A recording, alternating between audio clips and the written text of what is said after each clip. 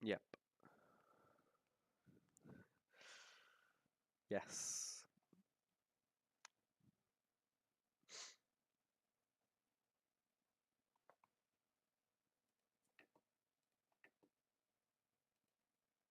Is it? Josh, your audio's not coming through. My God.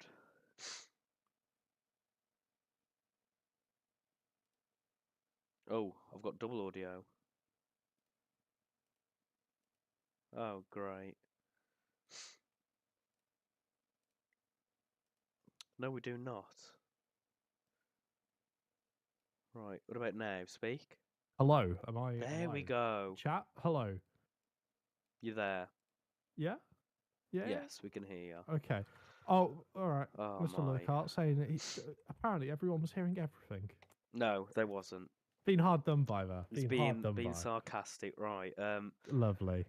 It's a pleasure, Max. Welcome back. Lovely to see you in chat. Right, so the cars are on track, but we're going to have a quick look at the standings before we head our way in. Yes. Will, shut up.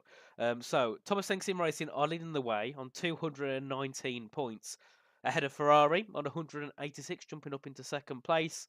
Then we have a very close battle behind with Race Clutch, R8G, and Veloce Academy. Then we have Tatum Racing Team in P6 on 100 points. Then we have TF10, CPR, CPI, FVR, and ABS Racing Team at the bottom of the standings. And to be fair, Josh, I've got to say, one thing I've noticed today is we've got a very different grid. We've got many drivers we haven't actually seen here racing before.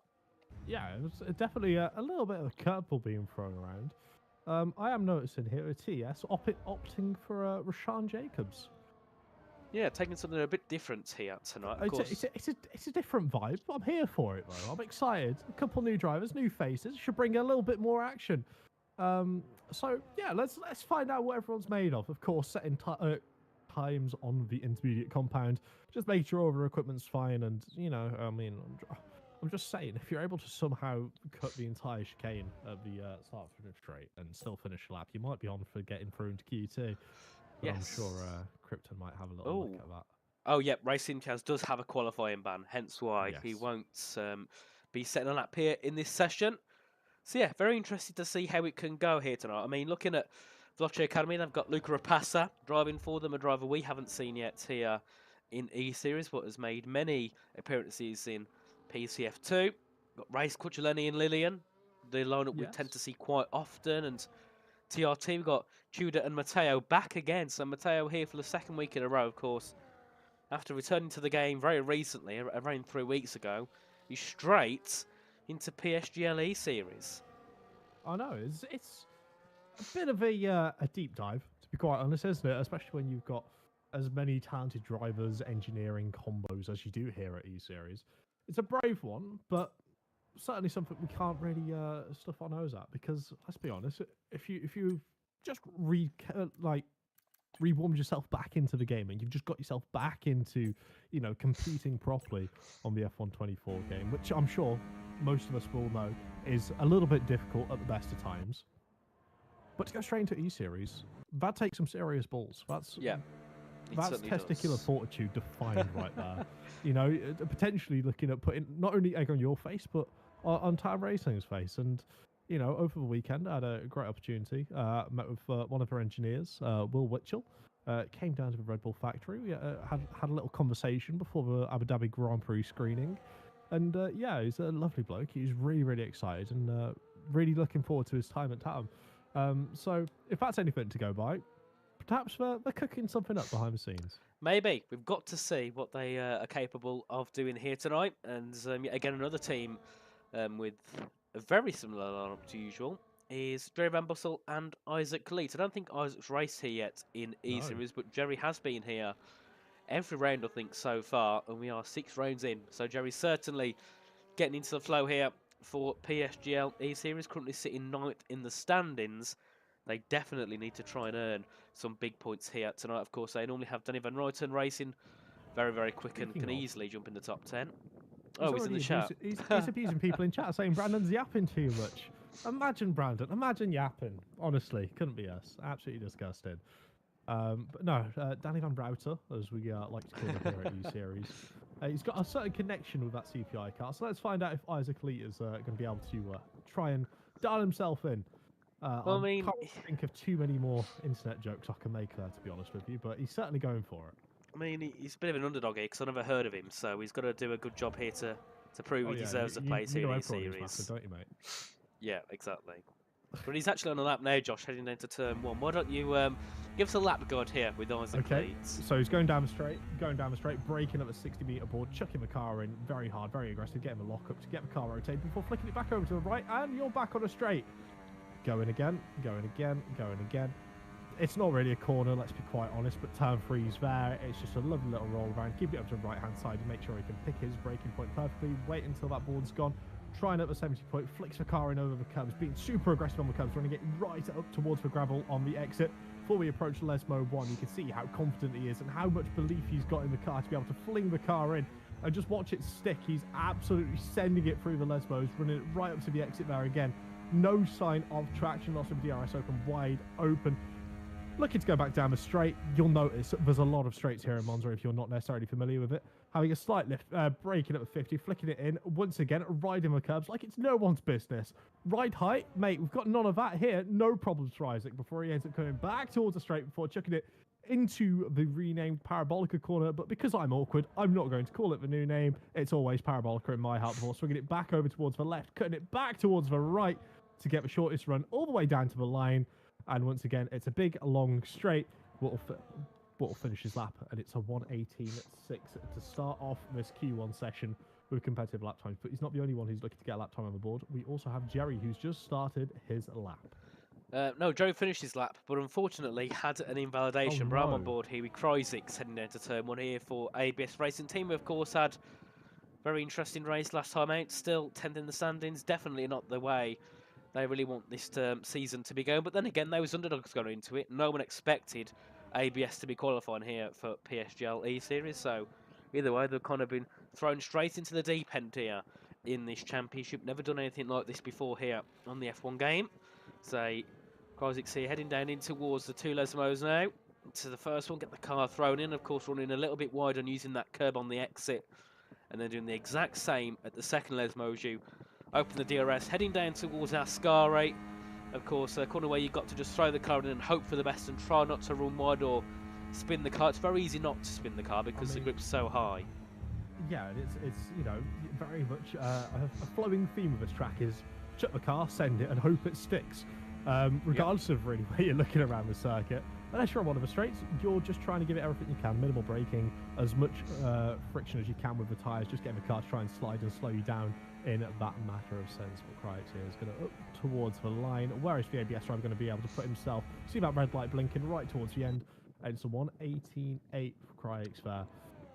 Surely having a Twitch stream and Twitch chat going at the same time is not helping him at the moment. But he's not alone. We do have, I believe it's Camille Statura streaming here for Ferrari Esports as well.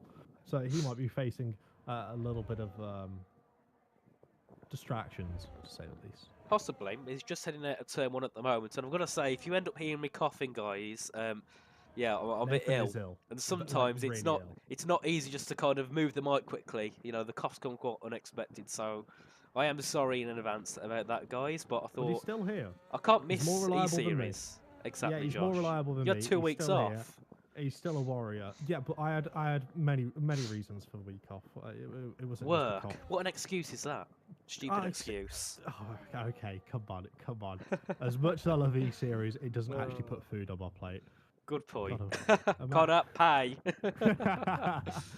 But we are seeing Camel now approach Ascari, and once again, it's just the sheer pace of these cars and how much faith the drivers have in them. Yeah. Because you cannot look at it and say it looks completely fluid and completely natural because of the way they drive these cars so aggressively to be able to eke out the most amount of time possible. It's so impressive. It is so ridiculous to watch sometimes, but it is one of those things where if you try and do it back home, whether you're on a controller or a sim rig, you will find it difficult because these guys are, well, as close as you can get to being fully trained professionals, and some of them are. They certainly are. And so far, TF10 looking very strong here in Q1, sitting 1-2 at the moment. Nelson Alves goes into P4, sorry, is Rishan Jacobs there, a 1-8, won a brilliant lap there by the TES driver, jumps up to the top spot as we have Joris Krozen crossing the line to begin a lap, and Sergio Sabrino, I think, also beginning a lap here for R8G. Of course, hasn't been the best of them in the last couple of rounds. It was a really dismal race in Singapore for R8G, so they've got to hope today can be a little bit better, as we do see Judah Pressacan in the top 5 there for TRT. What can his teammate Matteo Longe do? Jumps up into 3rd, brilliant lap there by Matteo Longe. As we let's have a look who's on a lap at the moment. I think the only people on laps here, Josh, are the 2 ROGs, Lillian Debacourt and Angelo D'Ortenzio. So take your pick. Who should we go on board with? I say Lillian. Let's give Lillian a watch. Let's see what he can do. I feel like that's. Yeah, no, that's bad. Cool. Lillian's just. Oh no, he's on. Yeah, he's on there. No, right. Okay, so we're going to go to Joris instead here, the leading car of the RAG2. Let's see what he's going to be able to pop out. A purple middle sector according to the track map. Do we believe it? No. Oh, Luca Rapassa up into 2nd. I didn't notice that one. That's a brilliant up there by Luca. What a surname as well. Fair play. Well, I was doing the Williams stream the other day with David Christie from SimStaff, and he said Luca's name wrong. He called him Lucari Passa, and I was like, no, David, that's not how you say his name. And Luca found it rather interesting, quite funny as well. I was like, oh dear me, David, you can't say names right, but in the end, he got it correct. And that's what matters. As long as you get it at the end. I mean, exactly. You gave me a bit of a lecture into it, and a bit of a telling off as well. Earlier, didn't you, with the pronunciation of one of these drivers' names? Yes, we're not going to say who it is. We're not going to put them out there. We'll be nice to them. I mean, everyone can have a good guess who it is because it's a very difficult name to pronounce for us uncultured British people who have the most boring names. I mean, Josh and Nathan, you can't get any more like NPC than that, can you? Let's be honest. I'll have you know, mate. Joshua originates from Africa. It's the Joshua tree. Nathan actually is Hebrew as well. Jewish. Or is that what Hebrew? It is Jewish, isn't it? Hebrew, I think. Mate, you're asking me. I don't have a divvy. So either, cars go around in circles. Yeah, I think Hebrew is Jewish. So yeah, I've got a Hebrew name. You got an African name. There we are. We've got a bit of culture. Look, yeah, we're both out of Birmingham, so that just good point. Yeah, that does invalidate anything. That just completely nullifies any statement we could have potentially made. But we do see Rashaan and Luca both retire from the session. Josh. Happy with their lap times. I don't blame them. Yes, look who's in the chat. Jason. Where's Goathar? He's not here today. Where is he, Josh? He's taken a couple of L's. Pogmere was absolutely decimating them on iRacing the other day, so he's having a bit of time to mentally recover. So completely fine, Jason. Don't worry. But I've also heard that Joris and Sergio are better than Thomas as well. So there's a reason RIG put them into the most prized community event possible on the most prestigious community event after esports, which technically isn't even happening just yet. So this is the most prestigious at the moment. Have that esports. There's no announcement. We don't know if it is happening. So at the moment, E-Series, put a crown on it. It's the top one. It's the top one, isn't it? King of F124. Right, so at this current moment in time. There we are. Since the game's start, but we do have too much laminate. Yes. Back out of the pits, trying to get himself ready and rocking to get above I don't think 118.4. I don't think Tuas has been here yet this season, has he, in E-Series? I think he's been here once. I think he's normally in F3, I'm pretty sure. So yeah, haven't seen him that often here in E-Series, or at least this season. So great to have him back. I mean, Thomas Lemon was such a promising talent in F1. I think it was F1 22, F1 23. Was top of F2, but either lack of practice or maybe just isn't too inclined with this game. Hasn't been anywhere where we used to see Thomas in the past. As we look in the chat there, and James Head says, evening, great to see Luca doing well after his crowning glory in PSF1 last season. Yeah, he was the PSF1 champion, wasn't he? Yeah, he's been absolutely phenomenal so far in his Q1s, actually. We've not seen much of it, but for parts we have seen of him, he's clearly showing he's got the pace to carry it through. As we do have Rashaan Jacobs saying, I've done a nice lap, now I can go and do a number 2. Prestigious saying, weight reduction, Rashaan, it's very much needed. And to be quite honest, when you're 2 tips clear of the rest of the field, is a little bit of extra weight reduction needed? I don't think so. No, it's a very nice lap there from Rashaan. Very nice Maybe just waited for Q3 and then tried to release a little extra. Well, the thing is to be a tenth and a bit ahead of everyone At on Monza, a track, by the way. yeah, on a track which is just straights and a couple of corners. That's very nice indeed. But we do have a car starting their lap. We have Keanu Latour heading down to turn 1 here for FVR, who are looking to try and get some. Well, would like to try and get into Q2 here. One of them is already out due to a quali ban, so Keanu's got a lot of work to do here to put that FVR car into the top 15, but it's not going to be very easy because we've got some very close gaps from 7th downwards. 2/10 there from P7 to 14, Josh. Exactly, and it starts to maybe add a couple question marks. How safe are the likes of Lenny, Elia, and Matteo, who have retired from the session? Because at the moment, the only driver I would necessarily feel safe, comfortable saying is completely safe is Rashaan Jacobs. Because if these guys find that little bit of track improvement, if the track gets a little bit more rubbered in, they could potentially find themselves flying up maybe 1 or 2 temps. But Keanu has absolutely no pressure. He set the lap time on the intermediate tyres, so he's just going around enjoying a nice little stroll at the moment. Oh, but he's down. No battery usage. Yeah, he's got no battery usage, mate. He's giving his tyres another prep lap. He's learned from the George Russell archive of, I'm going to do 5 laps on these qualifying tyres, do a lap, and then be 2 tenths off my teammate and find out what's happened. Hang on. Russell was 17-5 to Hamilton this season in quali. Yep. So you can't say Russell was worse than Hamilton. Different car specs, mate. Different car specs. Team LH, hashtag a little bit like a Red Bull, Josh, with Sergio and Max, eh? Where's my Team LH chat? I'm defending your driver. Someone come help me. But no, this is where Latour is going to be cracking on with his lap. And because he's done another lap, he will have the very last lap out of this qualifying session, while the other drivers are going to be coming across the line. Oh, what a lap. Nelson Alves, a prime example of it. Straight up to the top. And Isaac Lee jumps into P10, Lola Vera into P8 there for ABS. And we can see there, Lillian Debacore being put into the drop zone. Tudor Pressacan goes into P3 for TRT.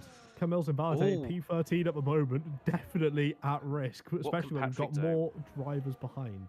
And Kryzik, only managing P15. What can Patrick Sheepos do here for Ferrari? Goes up into P3. Camel Stasher here could be a big disadvantage here and could possibly drop out to Q1, as we do see Angelo, Jerry, Keanu, Lillian all on laps at the moment, all looking to improve, as Sergio Sobrino goes up into P8 there. And then Pinto also could be at a little bit of risk here, as Jerry doesn't make it out to Q1, and he's going to be 6 thousandths off Kryzik here, and unfortunately will be sitting in P17, as we do see Lillian go up into P12, and that's going to be Ferrari out because Angelo goes to the top with a 0.65. Now, what can Keanu do here, Josh? Can he make it out? Yes, he can, and that drops Isaac into the drop zone. Oh, it's not been a good day for CPI already, has it? Starting P19, P16. Not at the back of a grid, but 3 tenths off a pace isn't the ideal way you want to start your Q1 session. But as far as things go, Angelo D'Ortenzio, once again, we're seeing it. He's pulling something out of the woodwork, and it's not just a nail. He's pulling out the entire toolbox, to be quite fair, because it's absolutely ridiculous. He always seems to do this in the qualifying sessions, doesn't he? Yeah, always near the top or at the top is Angelo. As not sure what's happened to Raceclutch over these past couple of rounds, but at one point you're talking to them as total contenders, and recently, they haven't been on that pace that they're normally on, and you can see there, Lenny P11, Lillian only P14, around 4 tenths off that top time. So Raceclutch have got a bit of figuring out to do heading into Q2, otherwise they're not going to be that safe at all. Absolutely, and my favourite yapping point of if an 11th F1 team joins the grid, well, they are. Yeah, definitely. Who do they go for? If you look at this at the moment, as one of the telltale signs to see who's got the best team, who's got the best infrastructure, who can run a sim racing team as effectively as possible, and you're whatever it is, Andretti, Cadillac, Motors, General Motors, whatever, right? Raceclutch all of a sudden aren't as much in the picture. There's certainly a team in the picture at the moment. TES, P2, P3 from that session with Patrick P4, Tudor Presscam P5, Luca P6, Joris Krozen P7, Matteo P8, Sergio P9, Elia P10, Lenny P11, Lolo P12, Keanu P13, Lillian P14, Tumash Labanin rounding out the qualifiers in Q2. Fortunately, we have to say goodbye to Isaac, Camille, Kryx, Jerry, and then of course Reyes, who had the qualifying ban. But moving into Q2, the weather wasn't looking too great. Hopefully, it's going to let a little bit more sunny, just a little bit, not too much. I reckon it will be. Oh no, it's not. It's getting there though. It is getting a bit brighter, I've got to say. The tractors look a little bit brighter. I'm not seeing any umbrellas. We got Michael Myers up at the top there again. We've also now apparently got people who glow. What? These features slap bang in the middle top. Oh yes, I can see what you mean. Yeah. Yeah, we've got a glowing woman. Yeah. We do love this game. Oh dear me. It's a feature, mate. It's a feature. We're just gonna have to get used to it. So, exactly. Ignoring the glowing woman, this is where we're going to see the drivers all now dart out onto the circuit on the soft compound tyres to try and maximise the amount of laps they get here in Q2, trying to go for 3 runs in the 15-minute time span. It's perfectly doable, but of course these drivers won't like to wait around. The last thing I want to do is sit and wait, as now I'm seeing people jumping up and down. Yes, I can see that as well. Right, brilliant. Well, I'm glad we're not the only ones who can spot the Enderman in the chat. So, chat, let us know if you see anyone teleporting in the grandstands during this race. Now, I wouldn't advise you taking your eyes off all the action, but if you do see anyone teleporting around, please contact your local authority. It actually isn't legal to do so, and they will get arrested. Yeah, if they can catch them if they're sitting in the air, though. Also, Josh, is it just me, or has it just gone broke within the split of a second? Oh yeah, it absolutely has. The sun has decided to put its hat on, and it's coming out to play, because we are seeing those golden rays beam down at this Monza circuit. It's brilliant to see. Thankfully, no rain, because the last thing we want is a wet qualifying. We want to see these drivers push it all the way to the limits here in Q2 and Q3. Let's see what we're ready to get going, Nathan. Indeed, and drivers are not happy because apparently we are on... yes, apparently we're on sunrise. And apparently there might be a restart. What a terrible shame. Which in my eyes, just grow up and get on with it. They're meant to invest on the game, aren't they? Yeah, put a pair of sunglasses on. Easy work. Get there. Sorted. I mean, the thing is, it's not even that bad. Yeah, the conditions might be different, but adapt to them. I mean, to be fair, heading into a sky, I can kind of understand, because you will just be blinded. But other than that, just make your time up everywhere. Everyone's dealing with the exact same problem. To me, fair game. It's not ideal, don't get me wrong, but if everyone's in the same ballpark, it's the exact same as saying the cars aren't equal. Yeah, we'll put them all in the F1 World Car. It's not ideal. You can't necessarily practice as much, you know, but there's no advantages. Everyone's in the same boat. Exactly. So we'll see what happens if we get a restart, and if we do or don't. But so far, the drivers are continuing on with their laps. I mean, surely it's going to be a short quali with those that went through to Q2. That would make sense. Yeah. So we've got to see what happens. It will be very interesting either way. But we have got cars on their laps, and Jonas Kroes is the first of them, heading down towards the Ascari chicane here, looking to try and get a decent lap on the board here at the start of Q2, and 4 cars still remaining in the pits. I think they might be the ones who are lodging for this appeal. Maybe TF10. I noticed both the cars are in the pits. If they feel like they can get away without wasting their time or wasting their energy doing a lap, why not give it a go? But it is a bit of a risky play, especially considering Big Boss Man Big C isn't around to call the shots. So let's have a look, see what these drivers are going to be able to do. We've got Yaris up to the line, 18.6. Many more drivers yet to follow. A couple in validation slightly further down. Lenny Pipinta back on top as he should be for that race clutch outfit, 18.6 once again. But the times, again, there's not massive differences. And of course, presumably on a set of scrub tyres. Yep, then get that Ferrari at the bottom 5. It would not be very ideal to see both Ferraris not making it through into Q3, and you can see the drivers in the chat just kind of trying to get some attention to Kryptonite so they can have a restart, because apparently, according to Harvey Cohen, in the rules it does state that if this lobby is not set up correctly, then a restart is mandatory. So I reckon a restart could be on the way very shortly here in this session. Well, if a restart does happen, we'll have to make sure to get our popcorn. Now, it'll take a while, because this 1 hour qualifying session is going to be turning into an hour and a half, guys. You're going to have to hear us yap a little bit more. You're going to have to hear Nathan take some paracetamol and cough medicine. Yeah.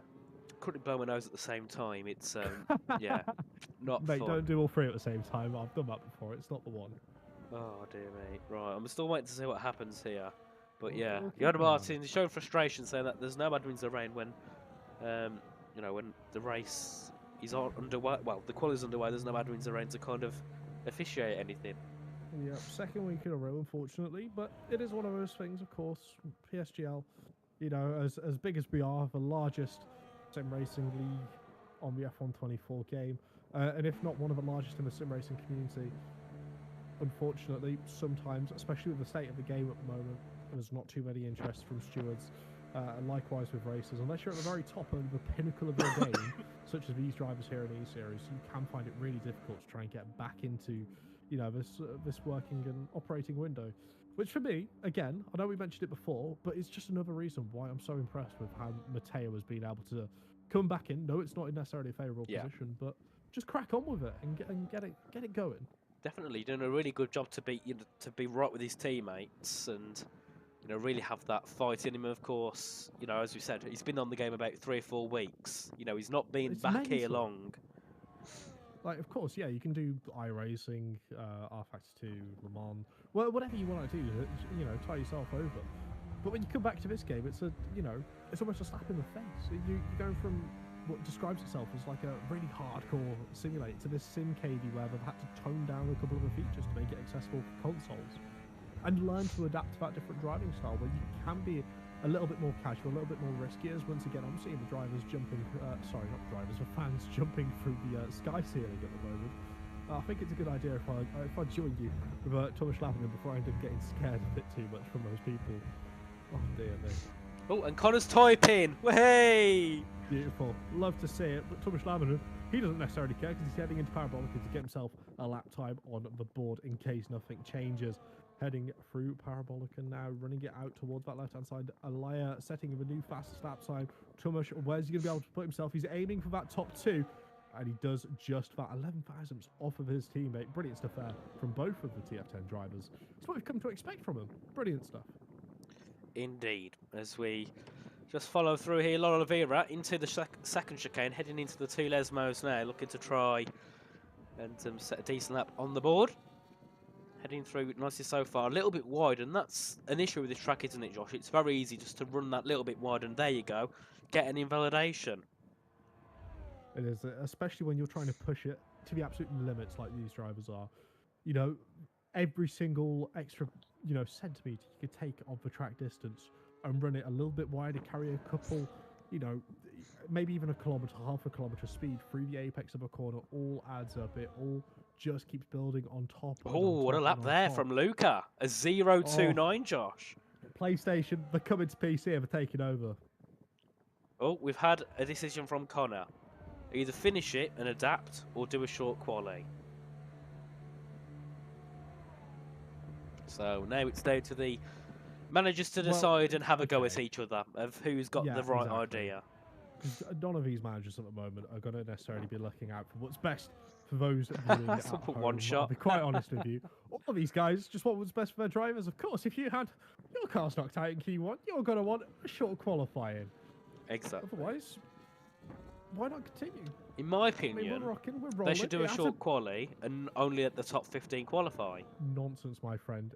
I'll tell you the correct opinion, and everyone in chat can agree, unless you're driving right now, because you will heavily disagree with me.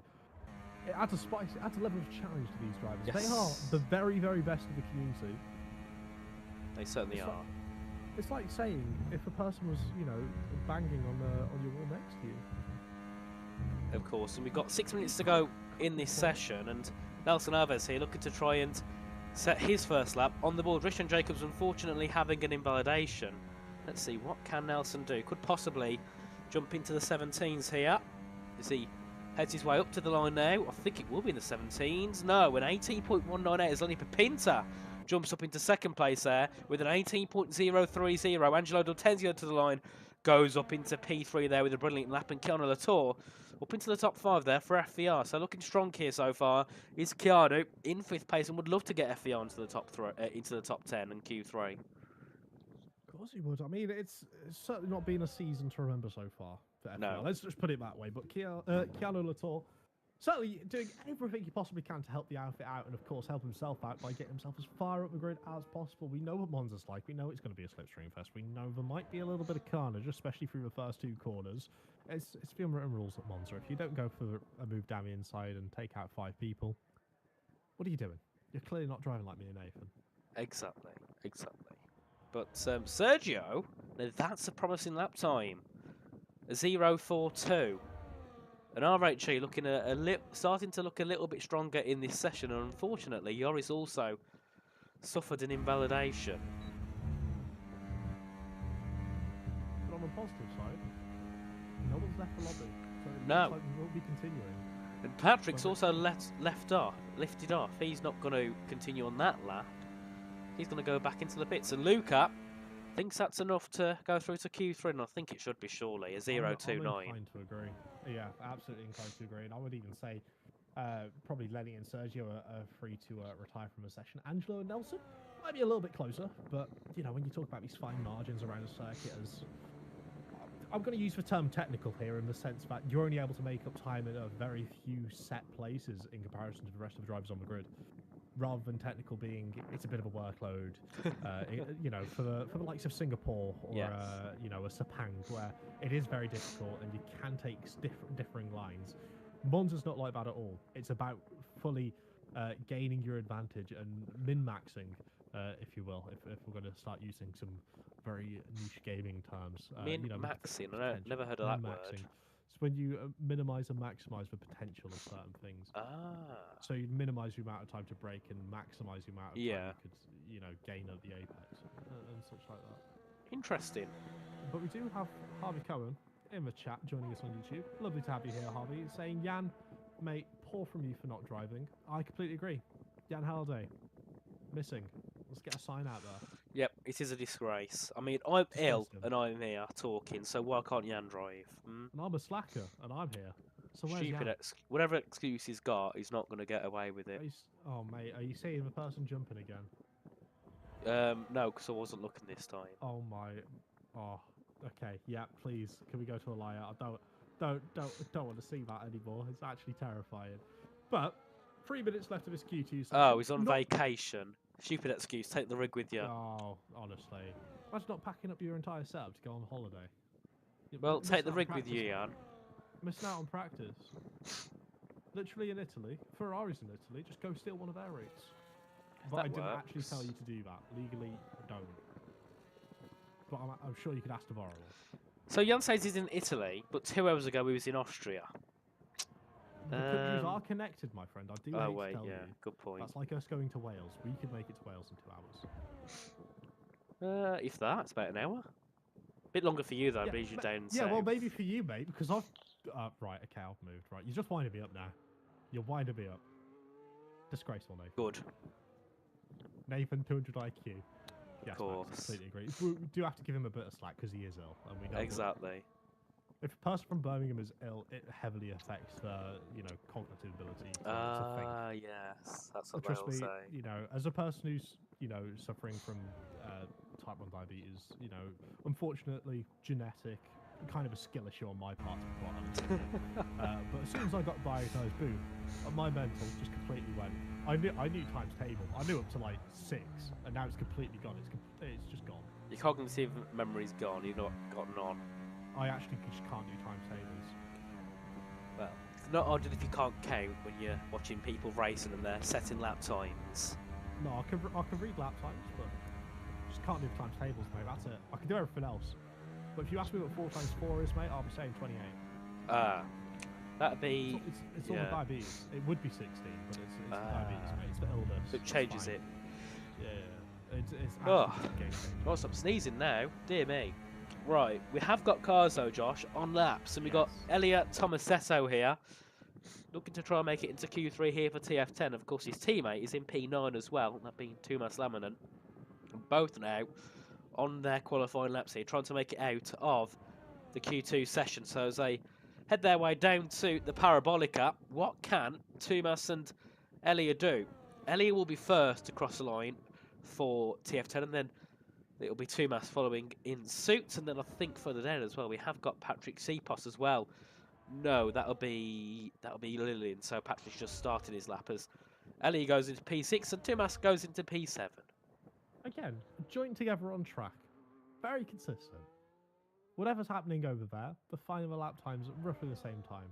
Of course, a little bit of a difference between that lap time for both of them. Lillian's just about to start their lap, but I am very intrigued to see what Rashawn Jacobs is going to be able to cook up at the moment. Currently on a hot lap, approaching the Ascara chicane.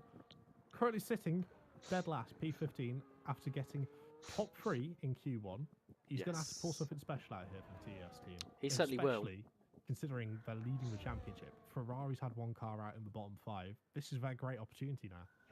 As we do see Keanu there go P5 for FVR, and Lillian, I don't think Lillian set a lap Just that time started. around, No, so I no, think he's just going started. again. Yeah, Yeah. Rishan goes into P4 with a 1-0-0. What about Patrick Sheepos here looking to try and make his way through into Q3? Currently he hasn't got a lap on the board. He goes very wide though, heading into the parabolic gap. Chidopresican goes up into P9 there for TRT. Patrick is out. Ferrari will have no cars heading into Q3, Josh. Oh, I'm already hearing the short qualifying asks in chat. We got Lillian also looking to try and finish up a lap, but of course, we've got so many drivers here who have already made themselves safe purely because the likes of, Patrick, Tomasz Laminen, Matteo Longe can't improve on their lap times. Really, I feel like it's all coming down to what Lillian's going to be able to do. Up towards the line here. He's able to get an improvement up into P7. That pushes Tudor Preshkan down. And of course, cheeky lap time there. Coming through to sneak themselves up into the top 6. And Lolo has abandoned their lap. So, that'll be the end of Q2, Nathan. And as far as things go, perhaps a little bit of a twirl on the championship standings. R8G seeming to be one of the teams to beat out here, as well as TES getting both their cars through. And then, needless to mention, Veloce Academy, Luca on his PC E-Series debut after dominating the PlayStation F1 Championship. Is it to take names and chew gum?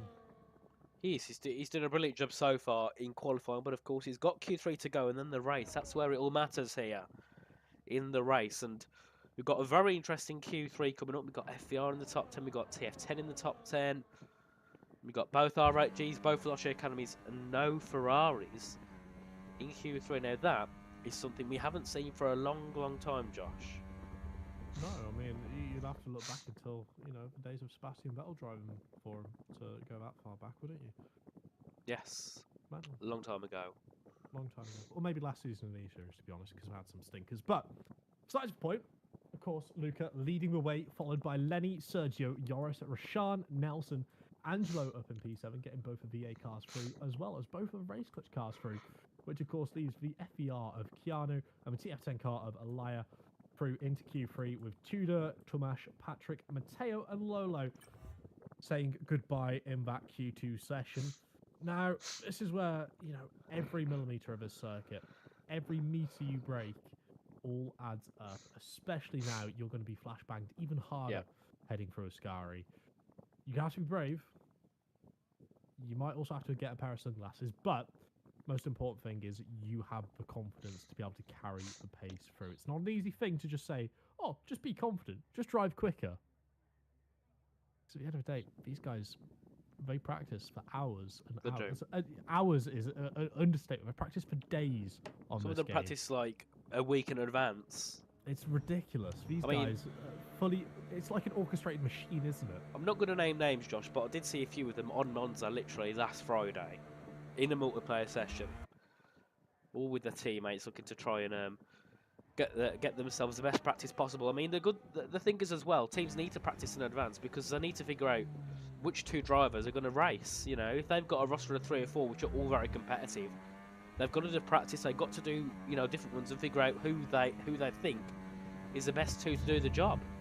Yeah, it's not an easy thing, is it? I mean, you're basically just saying to one of your drivers who you employ or you support and you help train that they're not good enough. Yeah. And that is, I mean, that can be completely heartbreaking. Wouldn't bother me.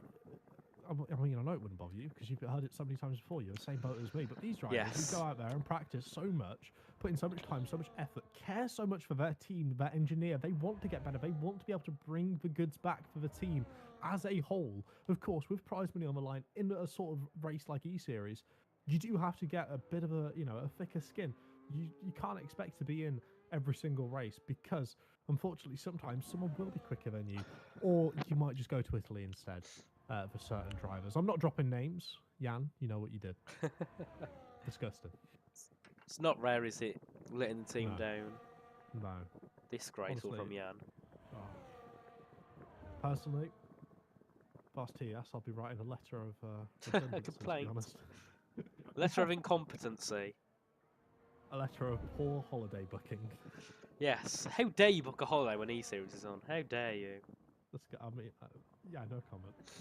So we do have Lenny starting their lap up a minute, presumably on a set of scrub tyres. Yes. As the rest of this grid should be as well.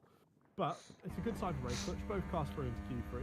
Gives them a window of opportunity to work when it comes towards the start of a race. Unfortunately, we won't be able to trade a tow or a slipstream here because the ghosting is on to stop the competitive advantage you can gain. But when it comes to the race, it gives them a lovely little window of opportunity, especially around Monza, to be able to work together. Oh, sorry, Josh. I was blowing my nose again. Yeah, sorry, if I don't speak, then just carry on. Okay, oh dear me. Right, sorry. Right, okay. There was no need to put the tissue on the floor, though, mate. Take it to the bin. Oh, you can't even see my camera. Don't get saying that. It's actually on my desk. I know you. Just put that tissue on the floor. No, it's on the desk with the other pile. You're just spreading the disease. Yes. It'll go through the microphone and you'll make all the viewers up. Will I? Oh, isn't that a yes. shame? So, chat, if you end up feeling a little bit, blame me. Yeah, it's all Nathan's fault. It always is. It's always my fault. Right, so Lenny Pipinta on new tyres, I believe, there. An 18-1. Luca Rapassa into the 17s. So definitely not messing about in Q3. Straight on the new tyres.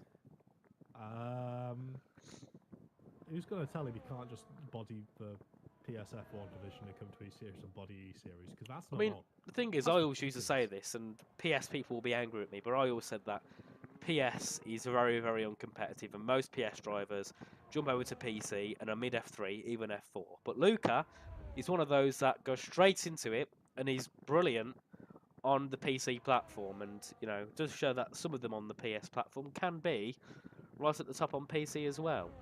Absolutely, because normally it's the Xbox slot, isn't it? You look back throughout history, and you can see so many other drivers come from Xbox. So prime example of it, Thomas Ronald. Yeah, definitely a big example. Are we perhaps seeing the Sony-made version of Thomas Ronald and Luca Ripsa? Well, I don't want to call him Rip-Ass. I mean, yeah, good. I wouldn't say. Yeah, I would not call him that. Yeah, exactly. Oh dear me. I mean, to be fair, he's one of those with a promising future for sure. Absolutely. But a lot of work to do, a long way to go here for anyone who's looking to try and get into esports in the future. But the thing is, Josh, this time next year we'll be looking at some of these names, and they'll be in esports for sure. Yeah, and there's with sim racing and esports growing as always. I'm going to do a very selfish drop here with the Red Bull content which was released earlier this week of Sebastian Job driving a real Formula 1 car. Sebastian Vettel's winning. He's talked louder, Josh. Or quiet. Sorry. It does show it's possible to go from sim racing over to real life racing and be competitive, and that's something that we're seeing a lot more of, and it's coming. It's coming. It will come in time. Oh. So, but to be fair, Josh, wasn't there that guy as well in NASCAR? Who went from, yeah, absolutely. He used to race on an old Logitech wheel, if I'm not mistaken. And Esterson from F3. Yeah, absolutely. Lucas Blakely, another one. Yes, and you got James Baldwin again. James Baldwin. Does Bono Huist do any IRL stuff? No, I believe that might be Bono Lewis's engineer, my friend. Yeah. But no, there's so many of these drivers which, go and compete. Of course, you've had the inverse with, the likes of Jarno, for example, and the likes of Max going from real racing to sim racing. Although, to be quite frank, Max is just different, to be honest, isn't he? But you are seeing this blending of the lines where if you show pace in, the likes of iRacing and to an extent in the Formula 1 game, there's that window of opportunity where you can push it a little bit further. And yeah, you are absolutely correct, Liam. Isaac Hadjar was a PlayStation F1 driver back in the day. He did do a cheeky little bit of sim racing. He's a massive fan of sim racing. He is indeed. Was it IGX Zach 06 or something?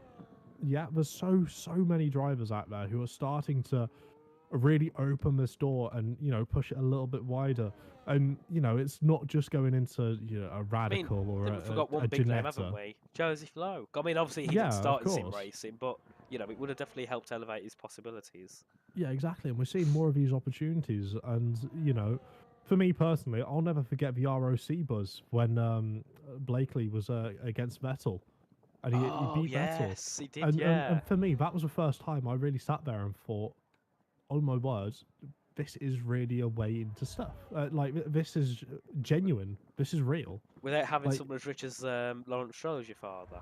Exactly. There's an opportunity, and, you know, we're seeing it more and more as years and years go on, that these drivers, you know, they can push themselves. They can go and challenge in, you know, for example, James Baldwin in the McLaren in the GT3. He's not in the quickest McLaren on that grid by any stretch of the imagination, but he's doing absolute wonders in it.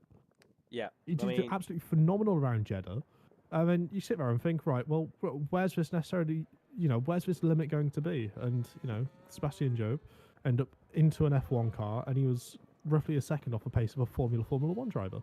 Which is ridiculous. Mad, isn't it? Yeah. It's absolutely ridiculous. And to think he was doing F1 sim racing, what, 3 years ago? Yeah. He races a lot on iRacing, but how many more of those drivers could we potentially see, you know, on iRacing? You know, for one who always comes to mind, you know, Otis. You got Nico Benz as well, both very, very young drivers who have that potential to be able to, you know, when they're 18, 19, 20, you know, be able to start putting pictures forward and go, I want to move into real racing. It's a possibility. You know, I've clearly shown I'm competent. There's a window. And be able to move themselves forward. There certainly is, but Lenny Pepinto, Josh, is on a lap at the moment, heading through the final corner, and he's going to set his lap.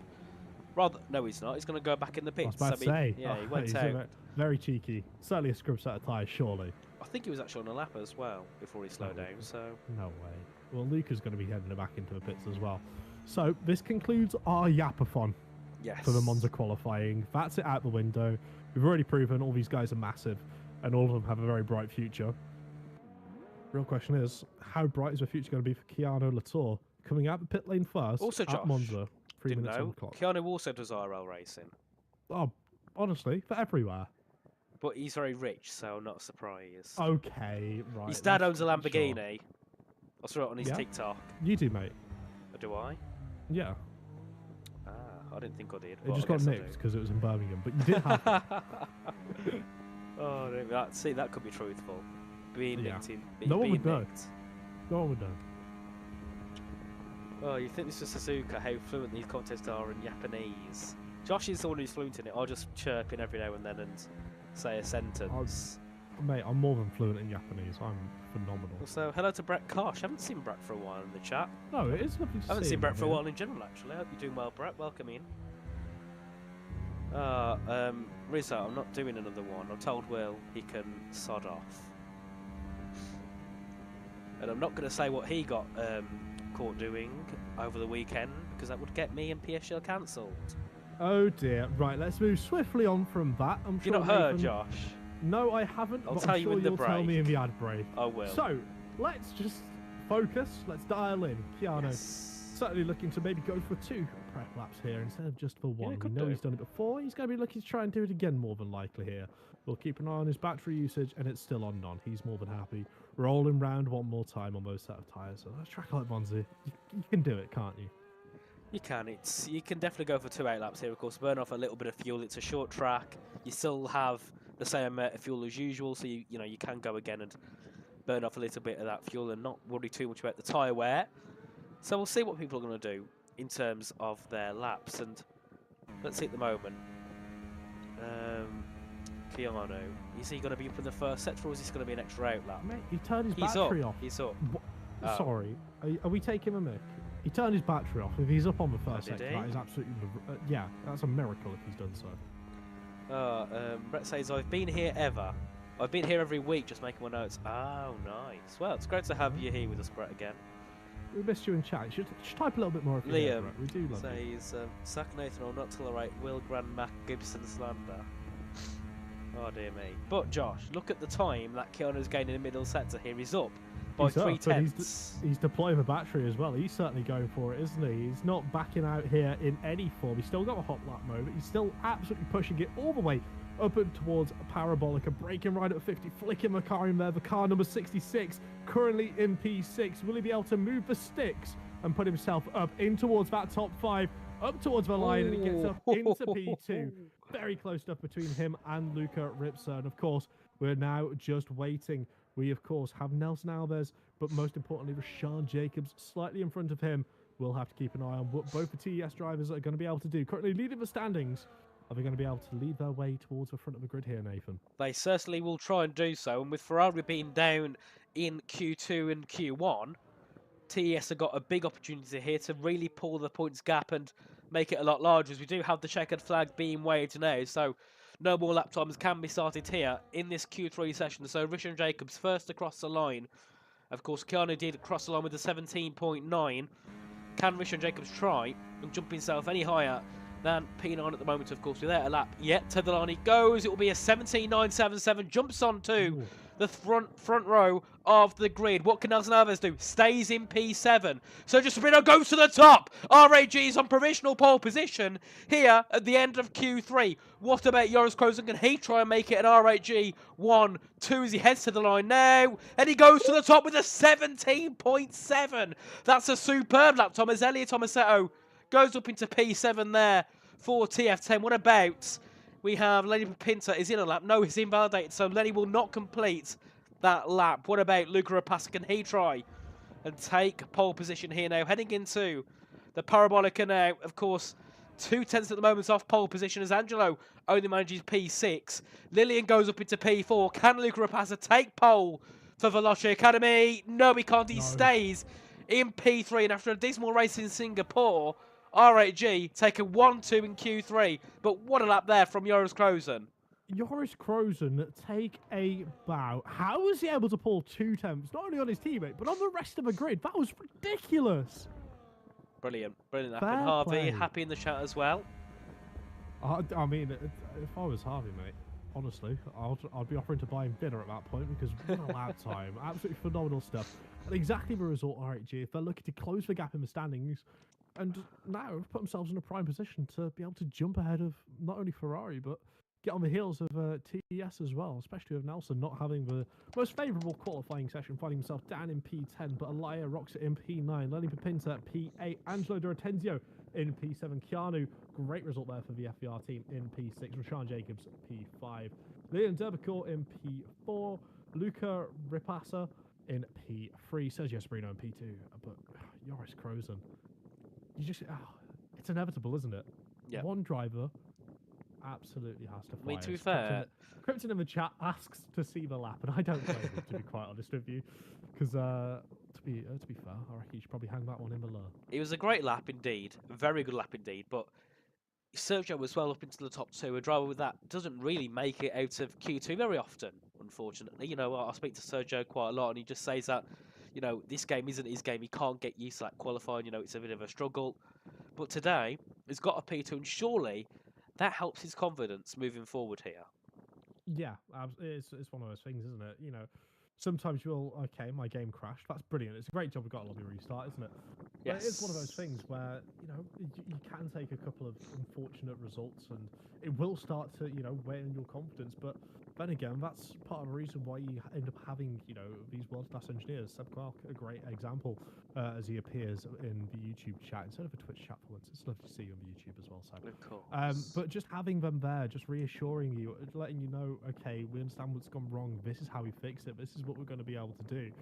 And being able to put it all together like that is so critical to having a great team chemistry. And, you know, it's brilliant to see that, you know, when drivers are, you know, somewhat down in the dumps and not necessarily having a great time, they're able to be able to somewhat bounce back and re-elevate and re-energize their drivers.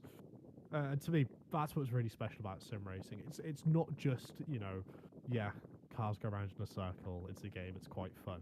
But it's about the community, which all these teams build, and of course all the teams share as well, all come together and be able to make something truly magical. Indeed. But Josh, because we have a lobby restart, we're going to have a quick word from our sponsors at GT Omega.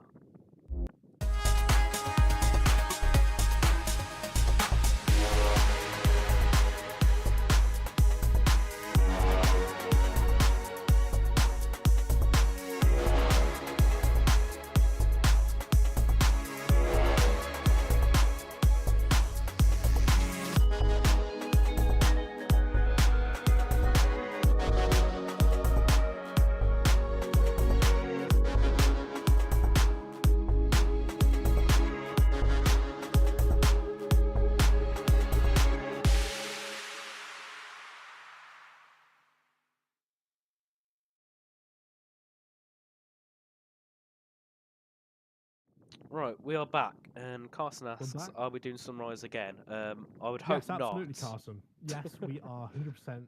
Tell you what, just because you've said that, we're going to set it to evening, so the sun will be Oh, always it's even in your eyes worse. in this Monza circuit. We're just evil like that here at PSGL series. We'd love to see everyone suffer, but realistically, hopefully that shouldn't happen. Get the lobby back at the setup, and I feel like it's only fair as well to give props and a shout out to Matteo Longue for hosting this session, dealing with the custom grids, and of course the slander he's going to get for getting a couple of the rules wrong from the game having its queries and some issues with it loading and not loading. Indeed, but saves. It's one of those things. Look in the chat. So Jack Harrington says he's streaming, so you'll be able to watch it after the race, so you can see Norris's lap. And Brett saying being busy in the background, but I would admit it's been a difficult few months. Well, they do say, Brett, everything happens for a reason. So hopefully the future is bright for yourself, and definitely someone who's deserved of an esports career. More voice, please. Oh, is Josh quiet? Keeps turning his mic down. I haven't turned my mic down, mate. I'll tell you, my microphone just doesn't like me. No, Dylan. We're not giving you another dance. Nah, go on. We got time to kill. No, not at all. No way. I'm ill for a start. Where would I have to donate to get a dance off you? Is there a Twitch channel? So I Twitch.tv/Nathan Richards. Right, okay, there we go. We've heard it here first. GoFundMe. Yes, that bottle of Pepsi on the floor that I didn't move. Is that next to the tissues? No, the tissues are on my desk. Yeah, okay, sure. I'm not going to show you the tissues. I'll show you the pack of tissues, but I'm not going to show you. No, we don't need to see your disease-filled tissues, my friend. That'll just make everyone sick. No, those ones in the packet still. They're not been used. Hi, Nathan R. Hello, Leonardo R. Welcome in, Leo. But I'm very tired, very, very unenergetic. But got to say that qualifying session was rather fun and definitely woke me up a little bit, I've got to say. See, this is the part I hate, right? Because we come out of qualifying, I'm absolutely pumped, I'm gassed. We've just seen what might be one of the best laps we've seen in a very long time in E-Series qualifying done by Yoris. I get really excited. Then the caffeine just completely crashes, and I want to go have a little nap here for 2-3 minutes, and then get back into the race. It's just one of those things. It's natural. So for everyone who sticks with us, doesn't decide to go for a nap or go and tune into any other streams from any other slightly worse racing leagues, thank you. It's a pleasure to have you here. It's a pleasure to talk to you in chat. As we see more of you are coming through at the moment, of course, Bass Bramer. Initially, the reason why we met Nathan. Yes, that is mad, isn't it? Then. Oh, that is mad. Can't believe TV8 that. Championship back in the day. No. It was the other one that didn't start, wasn't it? TV8 it was. No, it was that. Yeah, TV8 was the next one. What was it called now? Bass's Experimental League. Isn't it like some? It was just something Cup, wasn't it? It was called, I'm sure, and it never began, did it? No, it never began. But that's where we met. Because he got you in, and then I was like, oh. Hi Josh, you're from near me, aren't you? He's like, oh yeah, and then you ended up going away to Milton Keynes instead. Yeah, I ended up running away. I just heard you was going to be really ill in December 2024, so I just had to get away as soon as 6 months early. Mate, yeah, it was all in a plan. That's why I moved up to Stoke as well, just to separate the gap a little more before doing a full run all the way back down. But no, it is lovely to see so many familiar names in the chat. We got True saying Daniel Hoyland, the GOAT is back. Who's that? Daniel Hoyland? Yes. I'm not sure, mate. I think he means Haaland. Oh, Daniel Haaland. Unless he's talking about Rasmus Hoyland and Manchester United are winning something. Or maybe Daniel Hoyland is also a person, Josh, and we're just ignoring that factor. Who? Maybe Daniel Hoyland is a person. Not in my books. Not in my books. No chance. Don't know what you mean. Everyone's in there, luckily. And we've got people slowly starting to hurry up, so something tells me that Matteo is sorting out the lobby. And of course, big thank you to Matteo as well for hosting the lobby. Let's just remember, not Hoyland, right? Okay, it was a correction. We'll wait for Drew to correct himself. Let's remember the final round of last season when I hosted the lobby. Everyone just ready to put their own accord. Everyone ended up going with the wrong grid. Let's just remember that for a second. I get Angelo's eager to get back in, but we just got to wait. We've got to wait for Matteo to give the thumbs up and say we're all good to go. I still remember a race in F2 we had. It was when me and Dan was commentating, season 35, and we had a 25-minute wait between quality and the race because Camille, his internet was playing up and he couldn't get in. Was he streaming as well at the same time? No, his internet was just really poor at the time, and we had to wait 25 minutes for him to get in, and it was rather annoying. But luckily, we haven't got to wait that long because everybody's in at the moment, and Mato's just setting up the grid at the moment, and then we'll head into a 27-lap race around Monza. It could be very good, but it could also be very boring. You know, that's the thing with Monza. No, so they're really interesting or no, really bad. Come on. We keep the energy, right? It's going to be great. We've just had a phenomenal lap. We've got both the RGs up front. They're going to be looking to work together. They're going to be looking to try and tow each other and save as much time as possible. But we know when teams decide to work together and be a little bit overconfident, that's when mistakes can happen. And we saw it last season. I do believe it was Kota, for an example, with Race Clutch. Threw away a perfectly good 1-2 finish. I remember when Race Clutch did it in Austria last season when there was 1-2 by like 5 seconds, and they both pitted onto a new set of inters, and they finished P4 and P5.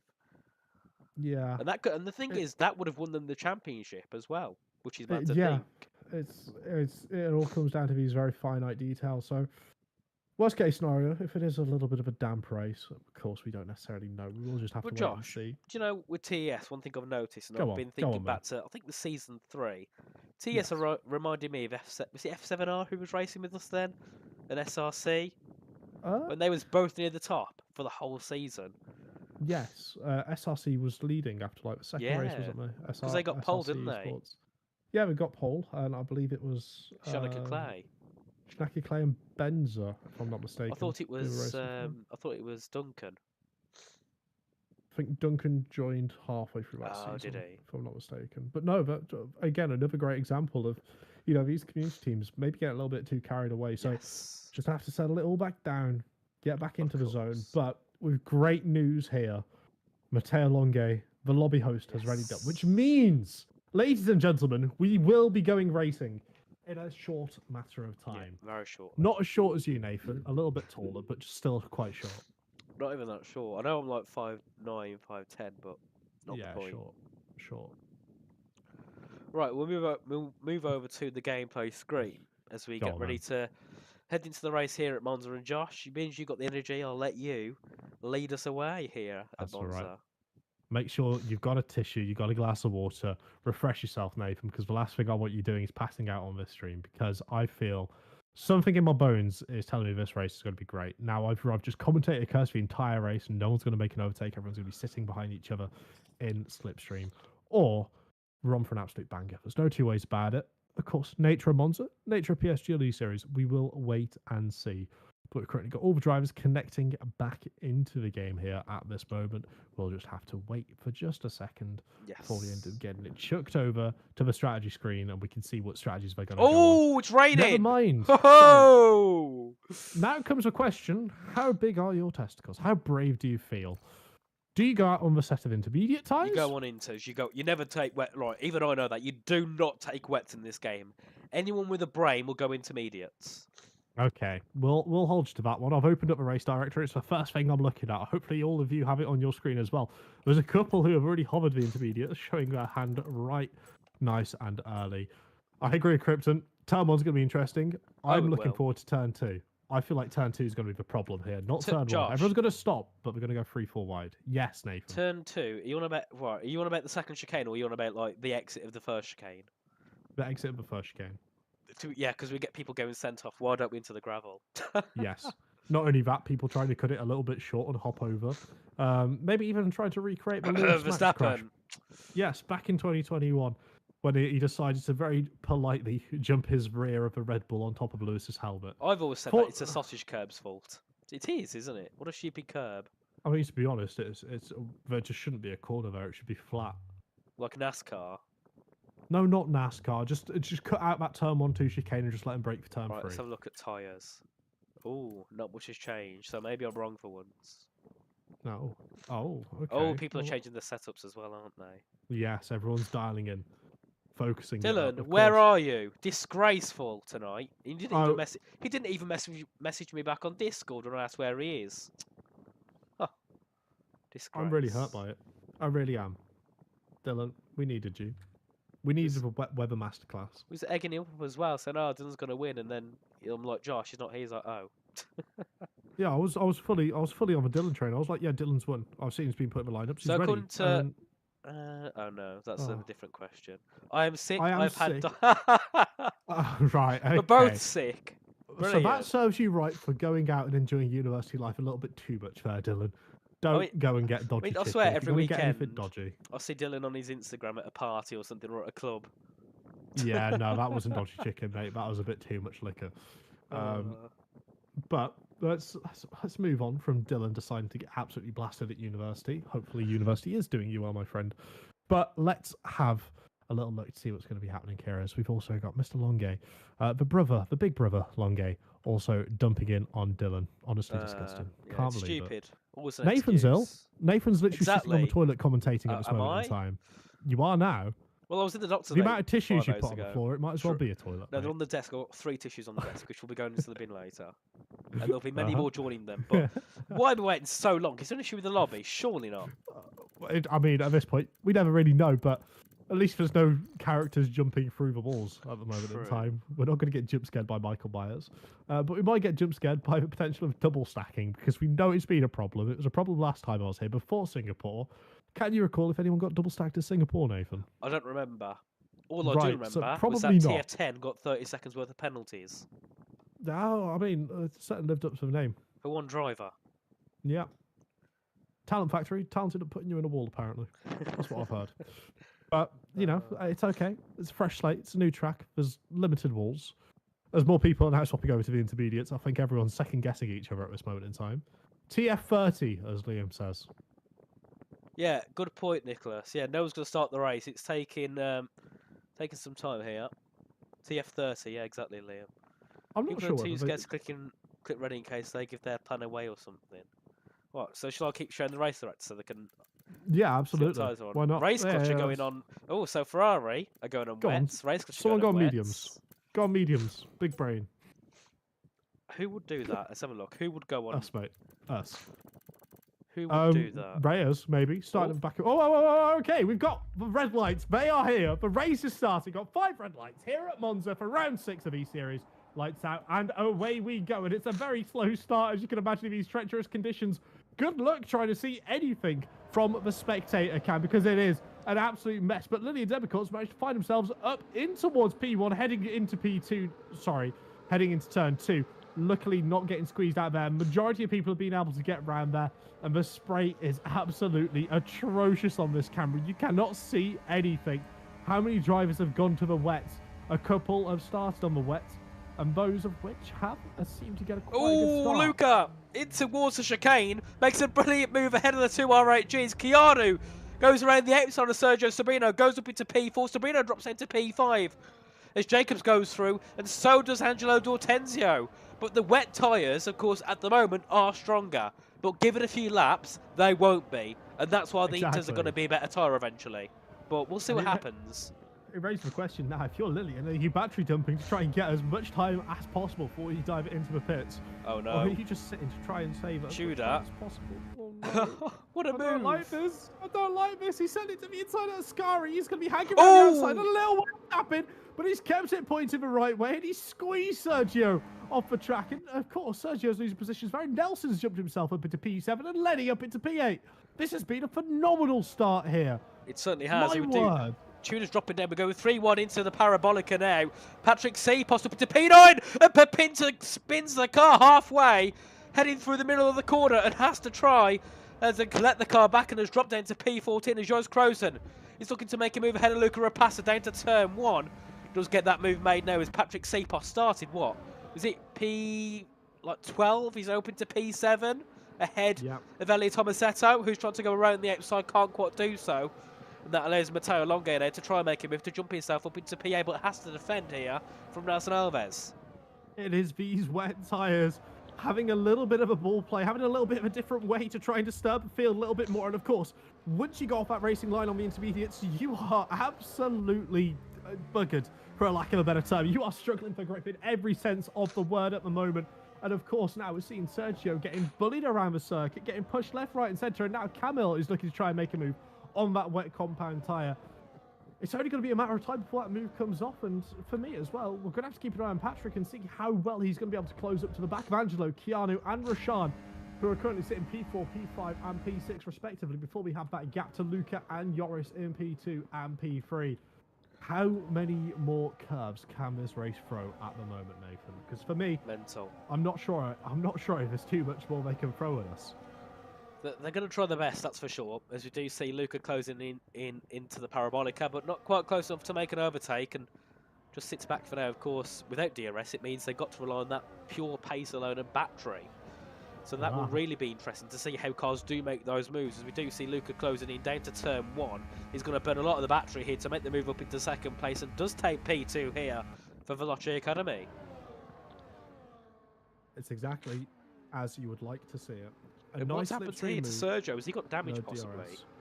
He might have damage, but to be quite honest with you, I think he's just been bullied a little bit. I feel like he's been pushed off track. He might have been barged a little bit as well onto the grass, of course, losing a little bit more time, losing positions. And with all that happening as well, it's not helping his tyres getting any better of a condition. I'm sure he's struggling to try and get, you know, any form of grip out there on the mediums, especially, you know, when he's trying to race and trying to compete with the wet tyre, which is directly in front of him, but not for long, as we see a lovely little cheeky move from Tudor, who... Okay, I stand corrected. He's also on the medium compound tyre, but it just went to show the amount of extra grip he has. It's absolutely phenomenal. Yeah, certainly is. As we do see there, Race Imtihaz going around the outside there of Lolo Vera, makes a move up into P16. And now we can see Jerry Van Bussel as well on the back here of Lolo Vera for P17, as well as we head our way down to Ascari. And Lolo's going to try and fight a race again as they head their way down to the next corner, the big chicane. And we're going to go 2, possibly 3 wide. And Loro drops down behind Jerry Van Bussel as well, then taps the back of Jerry as they head their way through. The exit of Ascari now back down to the Parabolic to begin lap 4 of 27. Cheeky little bump draft, but I do just want to draw your attention to Patrick Sipos. He's caught up back within a second. Of course, DRS isn't valid, but the slipstream is absolutely outrageous here at Monza, exactly as you would expect. He's on a wet compound tyre. He's going to be able to go over to the wetter part of a circuit and suffer absolutely no loss whatsoever. He's going to be so late on the brakes in comparison to medium tyres. You can see he swerves himself. The number 5 Ferrari car, we're used to seeing it make late moves, and it was one right there. Hopefully it won't end like the Hockenheim. Hopefully not. As we do see there, Race Imtihaz must have had an incident, because he's dropped now down to P19, and that battle for P16 and below has kind of been broken away by everybody else ahead, and Lily Papinta still a little bit far off the main train. Of course, had that incident early on, and I'm not sure if he has any damage on that race clutch car as he heads his way into the chicane. And of course, we can see as well further ahead, Angelo D'Ortenzio now 2.8 seconds behind Joris Krozen now as they head their way through the second Lesmo. And you can see there, Angelo is pulling a whole train behind him as Matteo Longe is looking to possibly make a move here ahead of Elia Tomasetto. I mean, he's on the wet tyres. If he's going to make a move, it should be sooner rather than later, but he is still finding pace. He's just done a personal best in that middle sector, clearly showing whatever dirty air. I say as if there is much on the game. I think we had a bit of a screen freeze there for Matteo.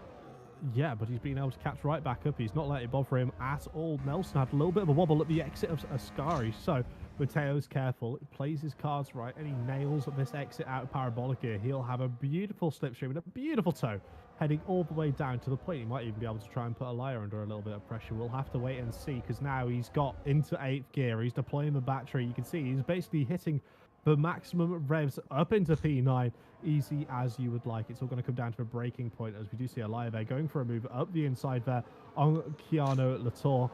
Brilliant job there from Latour just to hold it to the inside there at turn 2. A little bit of wheel hook in there as well. I'm sure Krypton's not going to be a fan of that one. Might be a long evening for him if this racing continues. Is Krypton a fan of anything? Yeah, clean racing and no steward reports. Fair. And I don't blame him, because some steward reports are massive. Brilliant defence here so far by Keanu, though. Nelson gets through Matteo. Looking to get through as well on Elia as they head their way to the first Lesmo. And Nelson Alves wants to try and capitalise off this. Gets one move. Gets ahead of Elia in towards Lesmo 1 and will look to get past Keanu down out of Lesmo 2 and down towards Ascari. The gap's 1.8 seconds at the moment. And, you know, after a bit of a poor qualifying from Nelson, he really wants to try and move up and getting himself into possibly the top 5 there to join his teammate. As we have 2 wide and a send there from Matteo into Ascari now. That could have ended badly. these drivers terrify me when it gets to these conditions, to be honest with you, because all of them are so confident. They're willing to drive like it's perfectly fine to go for these moves. And you compare that to, you know, other sim series, of Sergio! What a and send. an example, you won't see dives like that. You won't see Sergio sending it from 10 meters back on the other car in the wet conditions on the intermediate tire, on a wet compound tire. It's absolutely ridiculous. Oh, as we have Nelson and Keanu making contact on the straight as they head their way down to the Rettifilio chicane, and we can see as well Elliot Tomasetto looking to make a move ahead of Keanu as well. They head their way through turn 1 and 2. Bit of a slide there for Elliot. And also we can see Sabrino now looking to make a move ahead of Truda. And there's something telling me possibly the wet tyres are starting to die off a little bit more now than the mediums, than the inters, as we do see Sergio looking to try and charge back through. We'll just have to keep an eye on that one. I feel like a great example, instead of, you know, somewhat trying to judge with the battle in the pack, will be that gap between Lillian and Joris. And you can see Joris now, after Lesmos, has been able to catch up there by attempt. So I think you are correct there, Nathan, in saying that intermediates are coming more into an operating window, as Lillian's having to go offline to try and get a little bit more water on the tyres to break the toe as well. So many small, intricate things that these drivers are just so good at doing, try and get themselves any bit of time possible. But I do have to say, Keanu Latour, my word, the pressure he must be feeling for FBR at the moment is absolutely immense. Certainly, a lot of work to do here for Keanu. As I'm just on board here with Lillian, and you can see now, yeah, losing a lot of time to Joris Kroos, and I think those wet tyres are starting to die off as Luca Rapazza takes the fastest lap of the Grand Prix. The track is getting better. Angelo Tortenzio goes even quicker than him now as we head our way down to turn number 1. We can see Patrick Sheepos here looking for a move on Rishan Jacobs into the first corner as well. Rishan's on the inside, Patrick on the outside. And you can see there, just later breaking there from Patrick, goes around the outside and gets that move. But can Rishan get the up and under? He's got to have the slipstream as they head their way down towards the next chicane. And how many times we've seen Rishan in this sort of position where he's just been overtaken, he's got a brilliant run, and he just tries to grab that opportunity a little bit too quickly. We've seen it before in individual leagues. We've seen it time and time again, but here showing, since joining TES, he's a reformed man. He's waiting for that opportunity. He's not feeling the need to rush it. He knows he's got his teammate behind him. He knows he's in a position where he can stick on the back of Patrick and wait for that opportunity to get the overtake. He's not being impatient, and that is the key, especially in these horrible conditions where anything can happen. All it takes is, you know, 5% extra, too much throttle, slight little bit more tread, and all of a sudden, you're gone. You're round. Yeah. That's it. Your race is over. And it's just being that little bit more patient, which will get you so much more. It's exactly what we're seeing here with the likes of Joris and Luca at the moment. They've been able to catch up to Lillian, but they're not battling each other. They're not looking to waste time. They're just happy rocking and rolling in P2 and P3 currently. I mean, Joris will want to get past Lillian as soon as he can to try and jump up into P1, as we do know that now. The Inters are definitely a lot quicker. Into the 29s already. We've done the mid-30s last lap, as we do see here. A possible send here by Joris. Is he quite? He's not quite close enough there to make a move down towards turn 1. What about Cepos again? Because he try and make a move and jump up into P5? No. And I'd see a message there from Liam saying, blow your nose. What do you think I've been doing for the past, like, day, Liam? Like, I can blow my nose every 10 seconds and it still comes back. There's nothing I can do.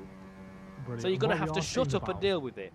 Right, Nathan, how about you shut up, blow your nose, have a drink of water, because I am going to answer Roberto's question in the chat saying, can someone explain to you how PSGL works in terms of the timeline since the start of the season to the end? So, this is E-Series, as Dylan's correctly put in chat. This is a tournament and it's a team one. All the teams enter 2 drivers. They all work together during these races. It's held here every Friday. There's a cash prize for the best team. We have huge names such as Ferrari Esports. Last season, we had the Williams, the Aston Martin, the Red Bulls. We had almost an entire grid full of F1 sim 7 racing teams, drivers. wasn't it? It was absolutely and technically ridiculous. 9 because RHG hasn't Sabre. Yeah, exactly. And then all of these lot, you know, they've all run away. They're too busy. They've gone running. The only team left here is Ferrari, who are looking to defend their championship here from Season 4, Season 3, and Season 2. They're trying to do the 4-peat. They're trying to one-up the 3-peat and looking to try and hold on to it. It's not been going all their way. A couple of these teams have put up absolute stellar fights at the moment, with TES leading the way, currently find themselves in P5 and P6. But things can change in a close. matter of seconds, and we might be seeing it happening sooner rather than later. A very cheeky move there from Joris. Gets himself up into P1, but he's not the only one. We've got two TES cars swapping positions as well in the background as well, looking to try and maximise their battery usage. Because they're together on track, they can afford to do so. And so, potentially could Veloce Academy. But Luca, he's not having any of it, is he? He wants to get past Lillian as soon as possible. So he's sticking on the back of Joris throughout the entire race. Build the pressure. That's what a PlayStation F1 champion would do, and that's exactly how Luca knows how to race. He has been phenomenal so far. I mean, normally, Roberto, they would be using the F124 cars, which are all meant to be equal, but there's many suspicions that they're not. So to play it safe, we just use the base F1 car, and the drivers just upload their liveries to it. So, of course, in the future, we might get the normal F1 cars back, but of course, they will be in equal performances. We do see there Luca Rapace closing in quickly on the back of Joris Krozen, but not quite close enough there to make an overtake, as we do see as well. Keanu Latour looking to get ahead of Patrick Supos and goes up into P8. Ahead, as they head their way through Ascarino down towards the Parabolica once again. And surely, when do these people on the wets think about pitting? What do they do with their strategy here, do you think, Josh? I think they just try and last it out for as long as they possibly can. I mean, you know, you are 5 tenths behind. You will pick up a little bit of a slipstream. You will, of course, lose time through the corners because you're not on the optimal tyre. You will be struggling just a little bit. But the longer you can eke out these tyres, the better the intermediates will be at the end of a race. That's what you're going to have to think, provided that the other intermediate tyres don't do a pit stop, which we've seen. Some drivers try and do the one stop. I mean, think back to PCF1. We saw a couple of them trying to hold on throughout the entire race and get a puncher on the last lap. It's a bit of a risky play, but when it's a track like Monza, I feel like it could be viable. If only we had some sort of engineer in the YouTube chat or the Twitch chat to tell us what would be the ideal scenario. Is it a one stop? Is it a no stop? I don't think Yona's here. He said in the chat earlier that he wasn't there. He was just enjoying the entertainment in the chat. Seb was here seconds ago. Seb Kowalke, yes. He was here. Yeah, he was here, but he's probably focusing on engineering his drivers, Josh. Got to be honest. Oh dear. Well, I mean, he's fine jumping in to bully you and calling you Short King Nathan, but I guess I saw that message. Helping us out a little bit. Oh, just a spectator. Right, Seb, what would you do then? If he was on wets at the moment, what would you do for Lillian? Would you pit him? Would you keep him out? Because I don't really know how this strategy would go, to be fair. Yeah. Would you treat him like a Kimi Räikkönen and just leave him out there and forget he exists? Or would you treat him like a Sebastian Vettel and try and put him on a soft tyre? What's the plan here? I've heard, Josh, that the rain isn't going to stop, so it will be raining the whole race. So it's just about when they pit, because you can't take Inters to the end here. Yeah, I mean, I'll put you in my shoes, right? And what I would like to do is we do see Luca make a move there for P1. Easy, so like a little bit of slipstream, a little bit of battery usage, up into P1. Doris not choosing to fight that one too hard. There's a reason I'm not an engineer, because I would be telling these wet compound tyres to try and pull it out until around lap 13, 14, and then go to a set of intermediates. That would be my game plan on the thought process. That if the intermediates do stop, they'll be looking towards that halfway point of a race. Indeed, as we do see there, Elliot Thomas sets on making a move ahead of Rishan Jacobs, heading down towards the second chicane. And Rishan got a little bit of battery to use, but not enough to try and make a sense, so has to stick in P7 for now. Oh, that's okay. No silly lunges, no, last minute dive bombs. He understands he's not got the battery to battle that. He's just going to have to sit back and wait for his opportunity. I feel like we should also probably mention Patrick Supos up in P9 on that wet compound tyre. He's done a phenomenal job considering those tyres aren't as operational as the intermediates at this moment in time. He's holding on. He's doing a very good job of keeping the likes of Sergio Sabrina behind, who, let's just remind ourselves, qualified on the front row. He's not been a slouch in any sort of, he's clearly very quick around the circuit. He's clearly got that attitude to be able to send the car and feel confident. He's not had the best start, but the fact Patrick's keeping him behind must be a huge confidence boost for him. Yeah. As what's happened there to Isaac Leet. He's dropped down to P18, so I think he must have made a mistake heading out of the chicane there, as we do see Pepinter and Lamanon there trying to get past Sergio Sabrino. No, sorry, that'll be Patrick Sheeposter trying to pass as they head their way down to turn 1 here. And Sheeposter's in the pitch, Josh. Well, there we go. Someone's definitely gone to Josh's engineering school of failure. No, jokes aside. If you are going to try and pit, you do want to try and get it towards that middle of the race sort of area, that mid-pack, where they can come out on fresher intermediate tyres and really start to push and try and put pressure on those who are looking to try and eke it out all the way Seb correctly states as well, it all comes down to tyre wear as well on the wets, of course, because they won't be getting enough water, they will be overheating slightly and wearing a little bit quicker than the intermediates as well, which won't help them in any regard. But, like you said, Nathan, the rain's here to stay, so the intermediates should be fine until the end of the race, given that there's not a safety car or anything, which could potentially throw a curveball at a couple of these guys' plans. Indeed, as we do see there, Matteo Longo making a move past Patrick Sheepos down towards turn one. A brilliant move there by Matteo, and moves up into P18 here in this Grand Prix. And of course, going for that heavy undercut did TRT. We'll see if it works. And the question is, Josh, is the person that is engineering them the one that you met a couple of weeks ago?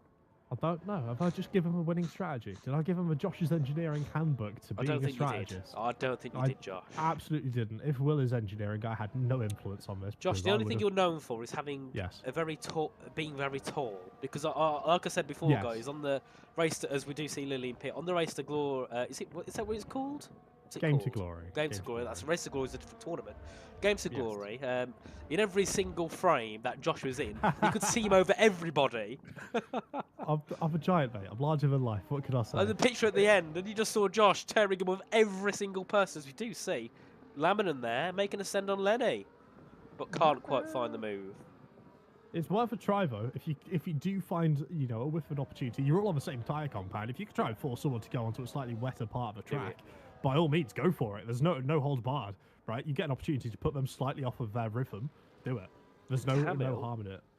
Has come out quite far back from Patrick there, as we do see Matteo again looking to defend that one from Patrick, but can't quite on this occasion, and Patrick moves up into P17 for Ferrari. But look here, the undercut working heavily because Camille is 5.7 seconds behind, as we do see Lillian, of course. Oh my, Josh.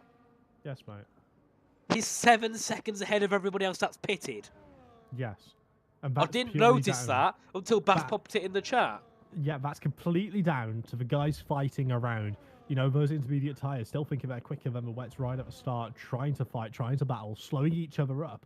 All of that has given Lillian a brilliant opportunity now to use these fresh tyres, get them into the operating window, and really start applying the pressure to the likes of Isaac Reyes. Because as soon as he catches up to him, you can imagine how much more grip those intermediate tyres have. It will be like a complete different tyre compound compared to these older intermediate tyres. That's the way the game works.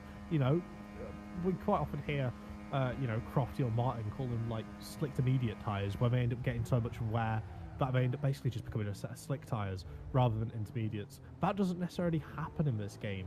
No, not at all. You just end up being quicker. And that's exactly what Lillian's going to be counted on. And we see Isaac diving into the pits here. He's clearly not happy with a set of intermediate tyres. He wants to make a pit stop.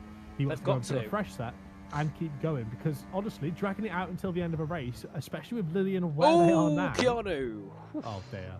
He literally was like an inch off the back of Richard Jacobs heading into the chicane. I thought he was going to send him round.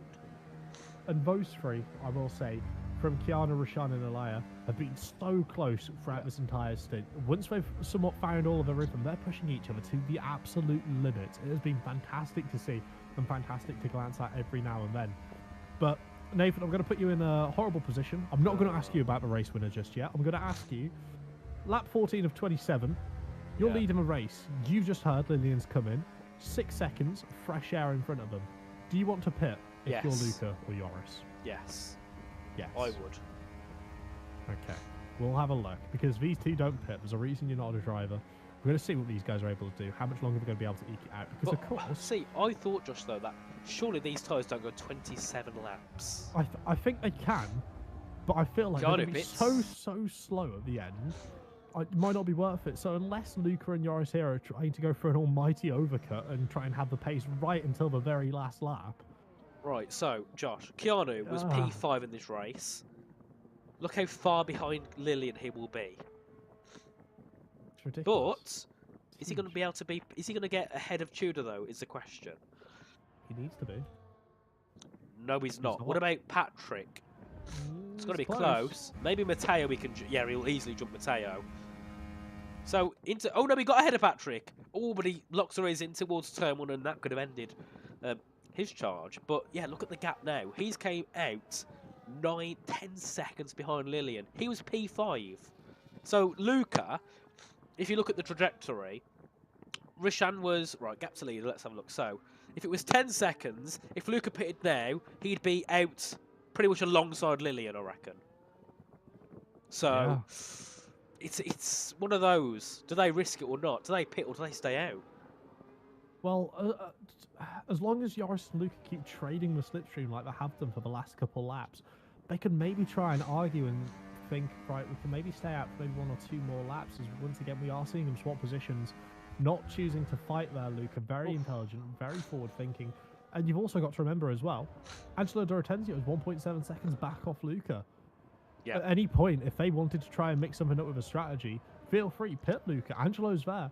Angelo can, you know, keep a hold of that battle, keep it going, because Angelo is currently catching at a rapid rate of knots with Luca and Joris still in touch. Currently leading P1 and P2, but with Lillian setting lap times like that, I'm not sure for how long, because all Lillian has to do is catch up to the back of them and pass them. It's easier said than done. I made that sound really, really easy. It's not. What we'll do is, quite honest. We'll pop Josh, we'll pop the gap to leader on the screen, and we'll see how quickly Lillian can bring it down over a lap. So let's see. So it's 22.7 on lap 16. We'll see what it is at the end of lap 16 and go on to lap 17. Yes. And yeah, Dylan's absolutely correct in the YouTube chat, saying Patrick will be feeling the 3-lap tyre difference. Of course, coming out, Keanu ahead in P14, Patrick P15. That'll just keep getting wider and wider, and you could argue the same, you know, about Lillian and Tudor. Lillian's just going to be pulling away from Tudor because Tudor pit so early, went for that undercut. It's a very risky play, and they're not going to be enjoying this second stint of the race at all, our Tandem Racing team. Indeed, as we have a look here. So Lillian's brought it down to 22.1 as he enters Ascari. So it's came down by 0.6 on this lap so far. But of course, these other inters will be getting worse, so that gap will start to increase more. So yeah, this lap alone, it's around 7/8 here for Lillian. As we head our way down towards turn 1.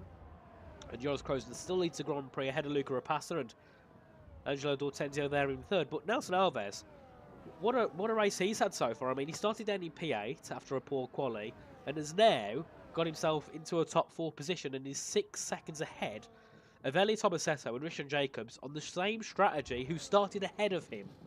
That's brilliant by Nelson. Brilliant run from Nelson. You know, you've got to compliment TS as well. Rashawn not necessarily fighting him, letting him pass as well, heading into turn 1. Key pivotal moment, because if Rashawn really wanted to, he could be an absolute, you know, son of a gun and a detriment to the entire team. But he's decided to let it go. He's decided to let it pass. And he's still sitting here in this battle. Sabrino's caught up to the back of these 4 drivers. And now they're somewhat just following in each other's footsteps, just waiting for one of them to make a mistake and trying to build up more and more pressure as each and every lap goes on, because you've got to think these intermediate tyres are getting worse and worse. All it'll take is one slight mistake, going offline, braking slightly on a painted surface, using a little bit too much curb. Next thing you know, they're going to be down in, with Lillian overtaking them and completely out of the chance of finishing here in the top 10. Definitely, it's more than possible here as we head our way down to the Parabolica. And just on board here with Sergio Sabrino, looking to close in on Lenny Pipinta. Of course, ahead of them is Richard Jacobs and Elliot Tomasetto, who have certainly not been lighting up the timing board with their pace so far in this Grand Prix, but certainly looking to try and get a top 5, top 6 here in this race. As Richard does go for a move down to turn 1 here, has the outside line. Let's see if he can make the move. Oh, it's going to be close. Bit of a tap, can't quite make it. Stays in P6 for now. Yes, again, we mentioned it earlier. It's about patience. It's about timing.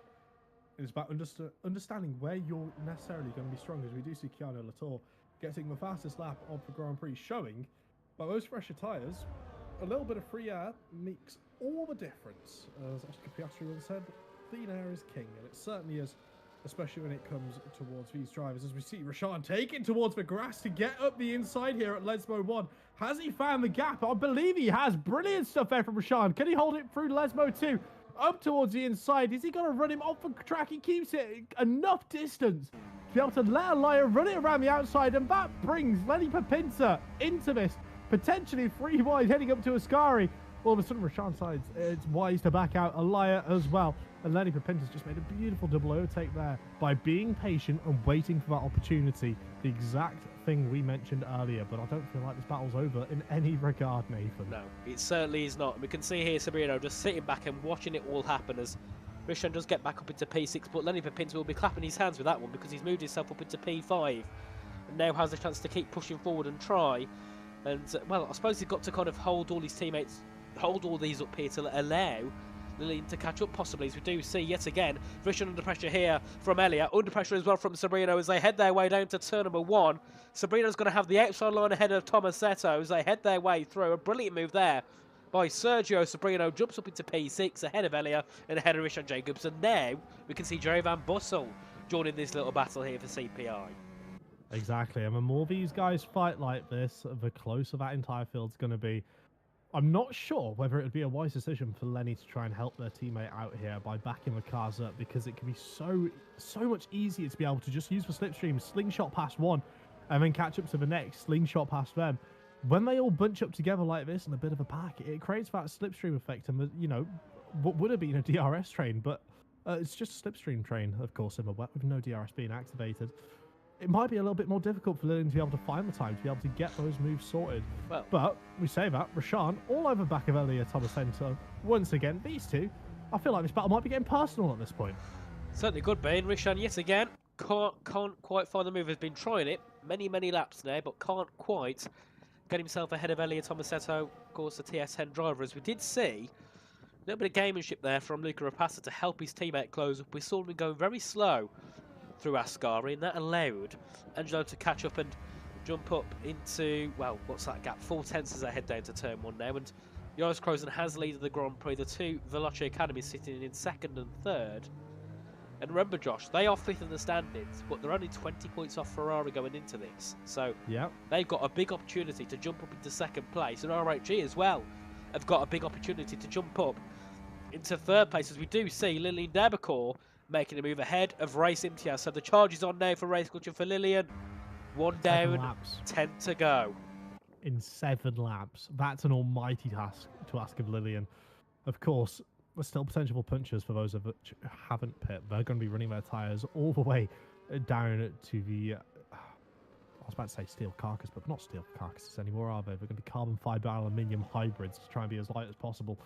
Never mind that, because we do seem to have a battle for the lead of this race brewing. As you mentioned, 2 Veloce cars, 2 Veloce Academy cars, I stand corrected, looking to hunt down on Joris. Joris has been absolutely superb so far this race. Not put a step wrong, traded the DRS as effectively, sorry, the slipstream.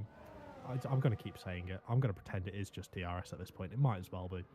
Between, you know, himself and Luca, Angelo's in the mix now. Luca doesn't need Joris. Luca can happily work with Angelo here to be able to get themselves a 1-2 and try and nudge Joris out of contention of this, you know, top step of the podium. And that's exactly what Veloce Academy are going to be looking to try and do to R8G here after R8G had such a strong qualifying. Yeah. I'm sure they're hoping for it. Certainly are, as we head our way through the first quarters here with the top 3, all looking to try and keep pulling away here from Nelson Alves, who's still doing a brilliant job to actually catch up to the top 3. He could certainly cause an upset over these next couple of laps, as we do see Debecourt not really gained that much in on the top 10 now. Oh, it's not ideal, is it? Have Race Clutch made a bit of a blunder? I mean, starting on the wet tyres, it gave him an advantage right at the start, right? He got him the race lead, he was able to lead a couple of laps, but compare that in hindsight to those of which who started on the intermediates and just kept their nose clean up towards the front. They've been able to do so much more in this, you know, in that stage. And this is, you know, open the door for him to do a no-stop race, as we do see Angelo going down towards the inside there, just letting Luca know he's there, wanting to maybe try and swap positions to let him have a crack at Joris here. And it's a tough position to put yourself in, isn't it, as a Veloce Academy engineer? What would you want to do here, Nathan? Would you call for a swap and let Angelo have a go? Nah, because I think Luca is happy to sit in 2nd for now. I don't think he's really pushing to make a move, so I'll be happy to let them race at the moment. Okay. So we do see Kryzix here looking to make a move ahead of Van Bussel around the outside at the Parabolica. But you can see there Van Bussel on the better line, breaks later and keeps that P9 spot for now. And of course, having a poor exit out of Parabolica hinders you all the way down to turn 1 at turn 2. It's a big risk going for a move at Parabolica, even in the dry, let alone in the wet here. That's why we're going to see a lot more of these moves happen in towards some more heavy braking zones. Examples of turn 1, turn 4, That's where we want to see these drivers try and be a little riskier, try and be a little braver.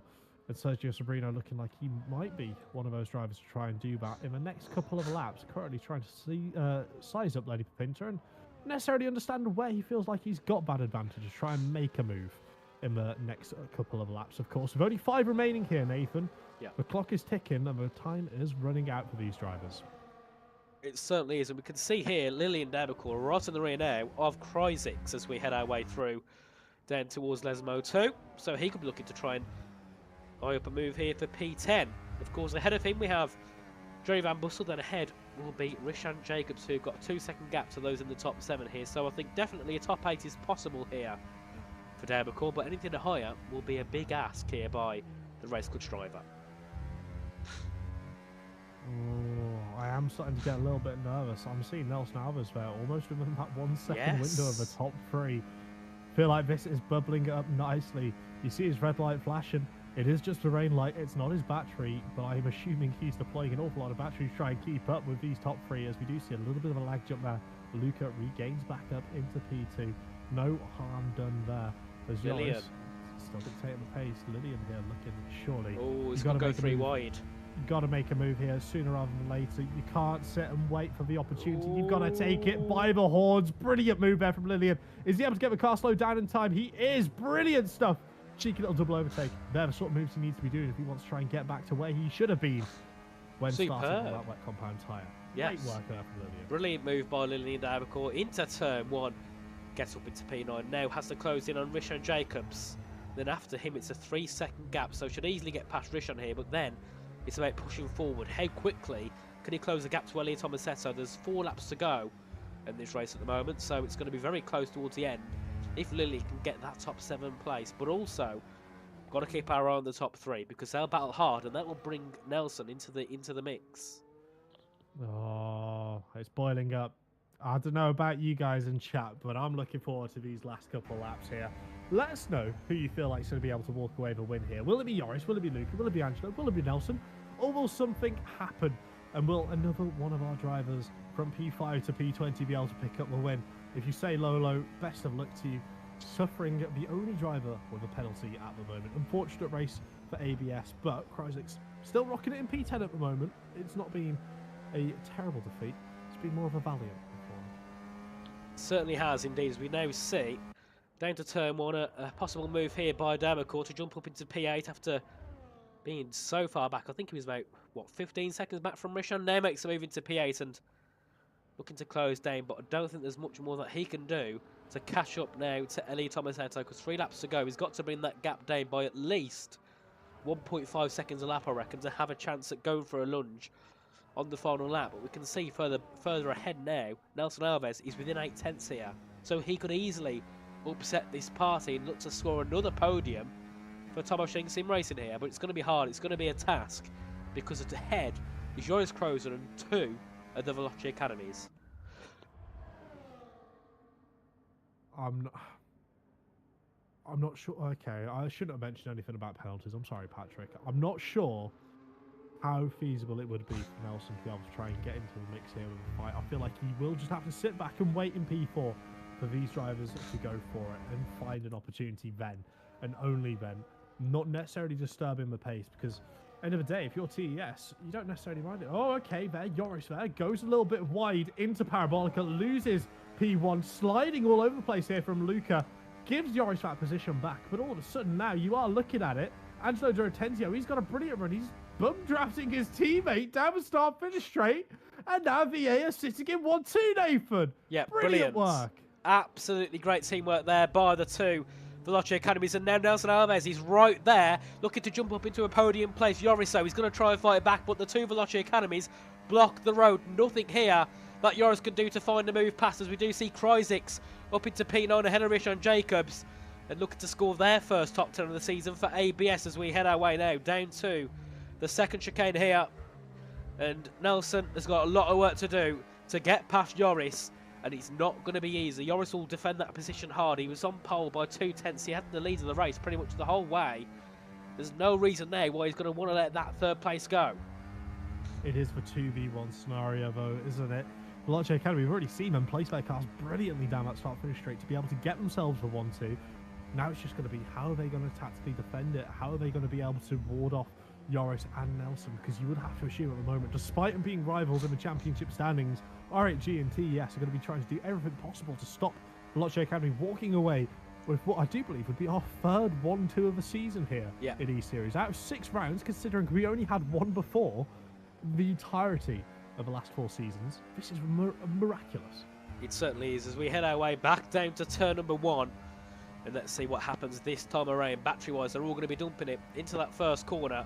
Nelson's closing in. Joris is closing in as well to try and make a move into second place. And we can see Nelson actually just drops back. Joris is going for a move into turn, wants to get ahead. And Luca Rapassa. Luca blocks the road. Nelson Alves to the outside, back to the inside. A bit of contact there between himself and Joris Kroos, and that drops Nelson back a little bit there. That one could go to the shoe dream, but it could also just been a little bit too needy there by Nelson Alves as we head our way down to the second chicane. Once again, what can Joris Kroos do here? Absolutely nothing as it stands. Veloce Academy defending like their life depends on it. Brilliant stuff there from the 2 young drivers of Angelo and Luca, doing a great job holding on to that 1-2.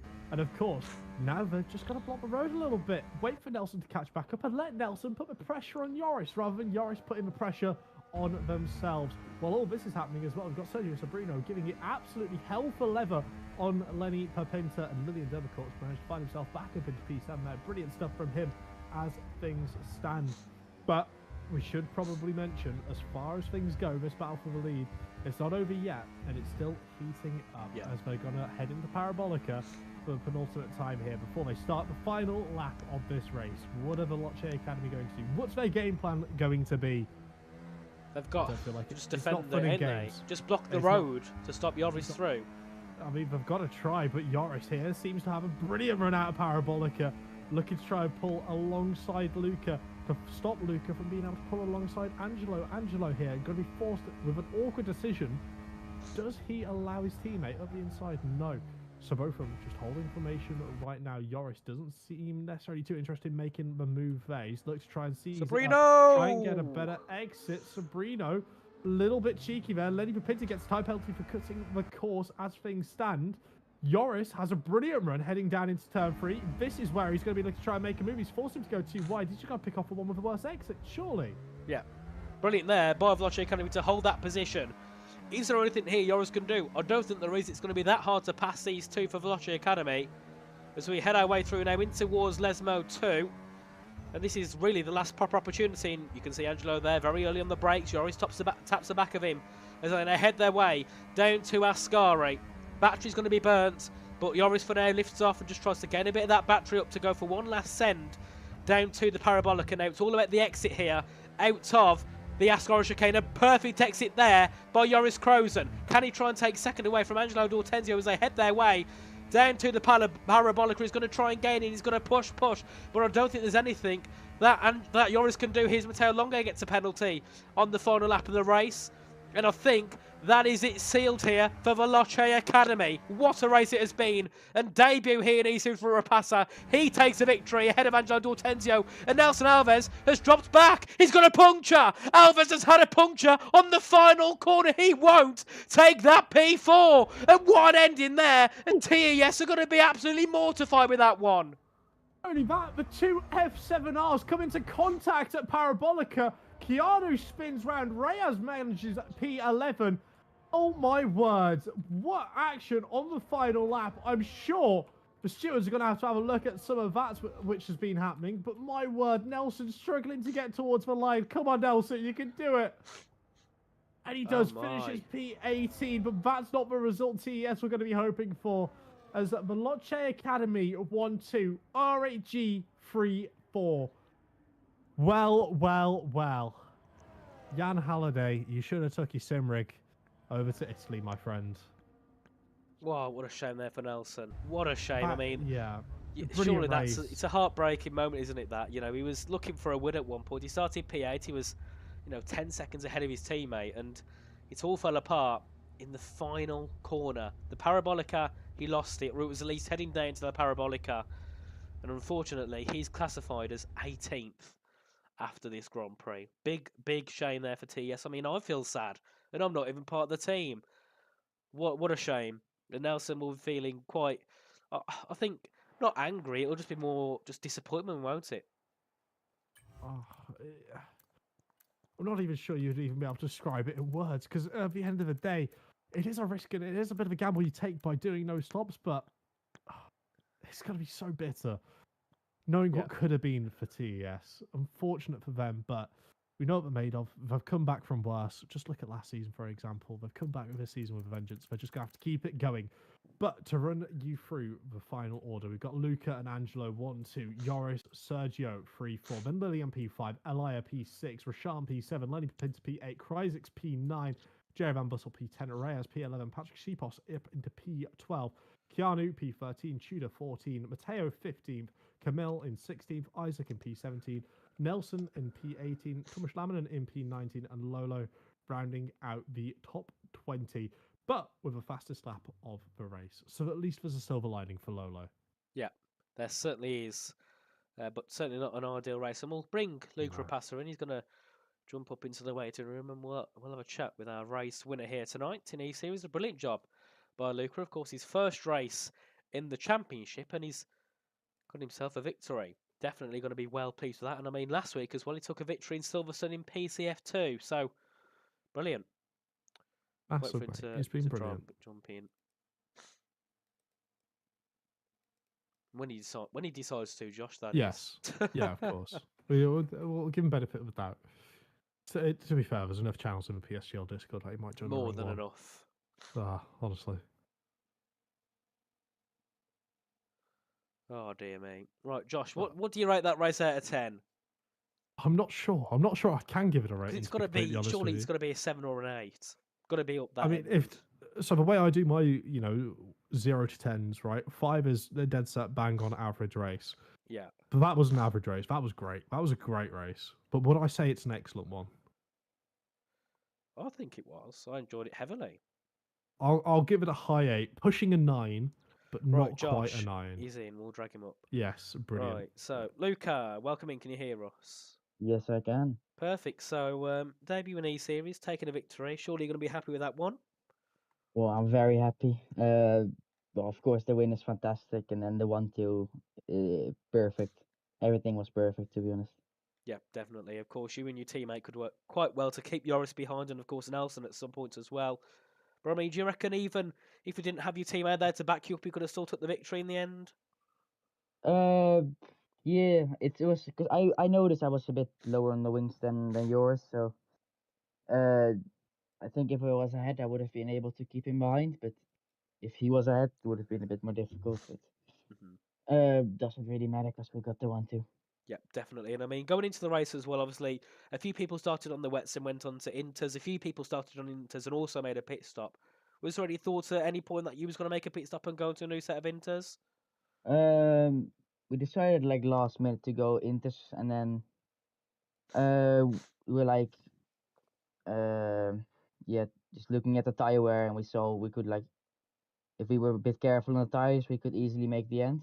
Yeah. So I was like, just swapping with yours, saving tires, and then yeah, we could just do our own thing, not having to worry about the tires. Yeah, definitely. So a very good race from you indeed. Anything from you, Josh? I mean, firstly, welcome to the interview box, Luca. It's a pleasure to have you join us, mate. I mean, was this the game plan heading into this? First time in E-Series. Did you always have, a podium, a potential race win eyeballed up? Well, not straight away, but looking at qualifying, I knew there was a chance. And then with the rain, I've been good in the rain, so I was quite confident.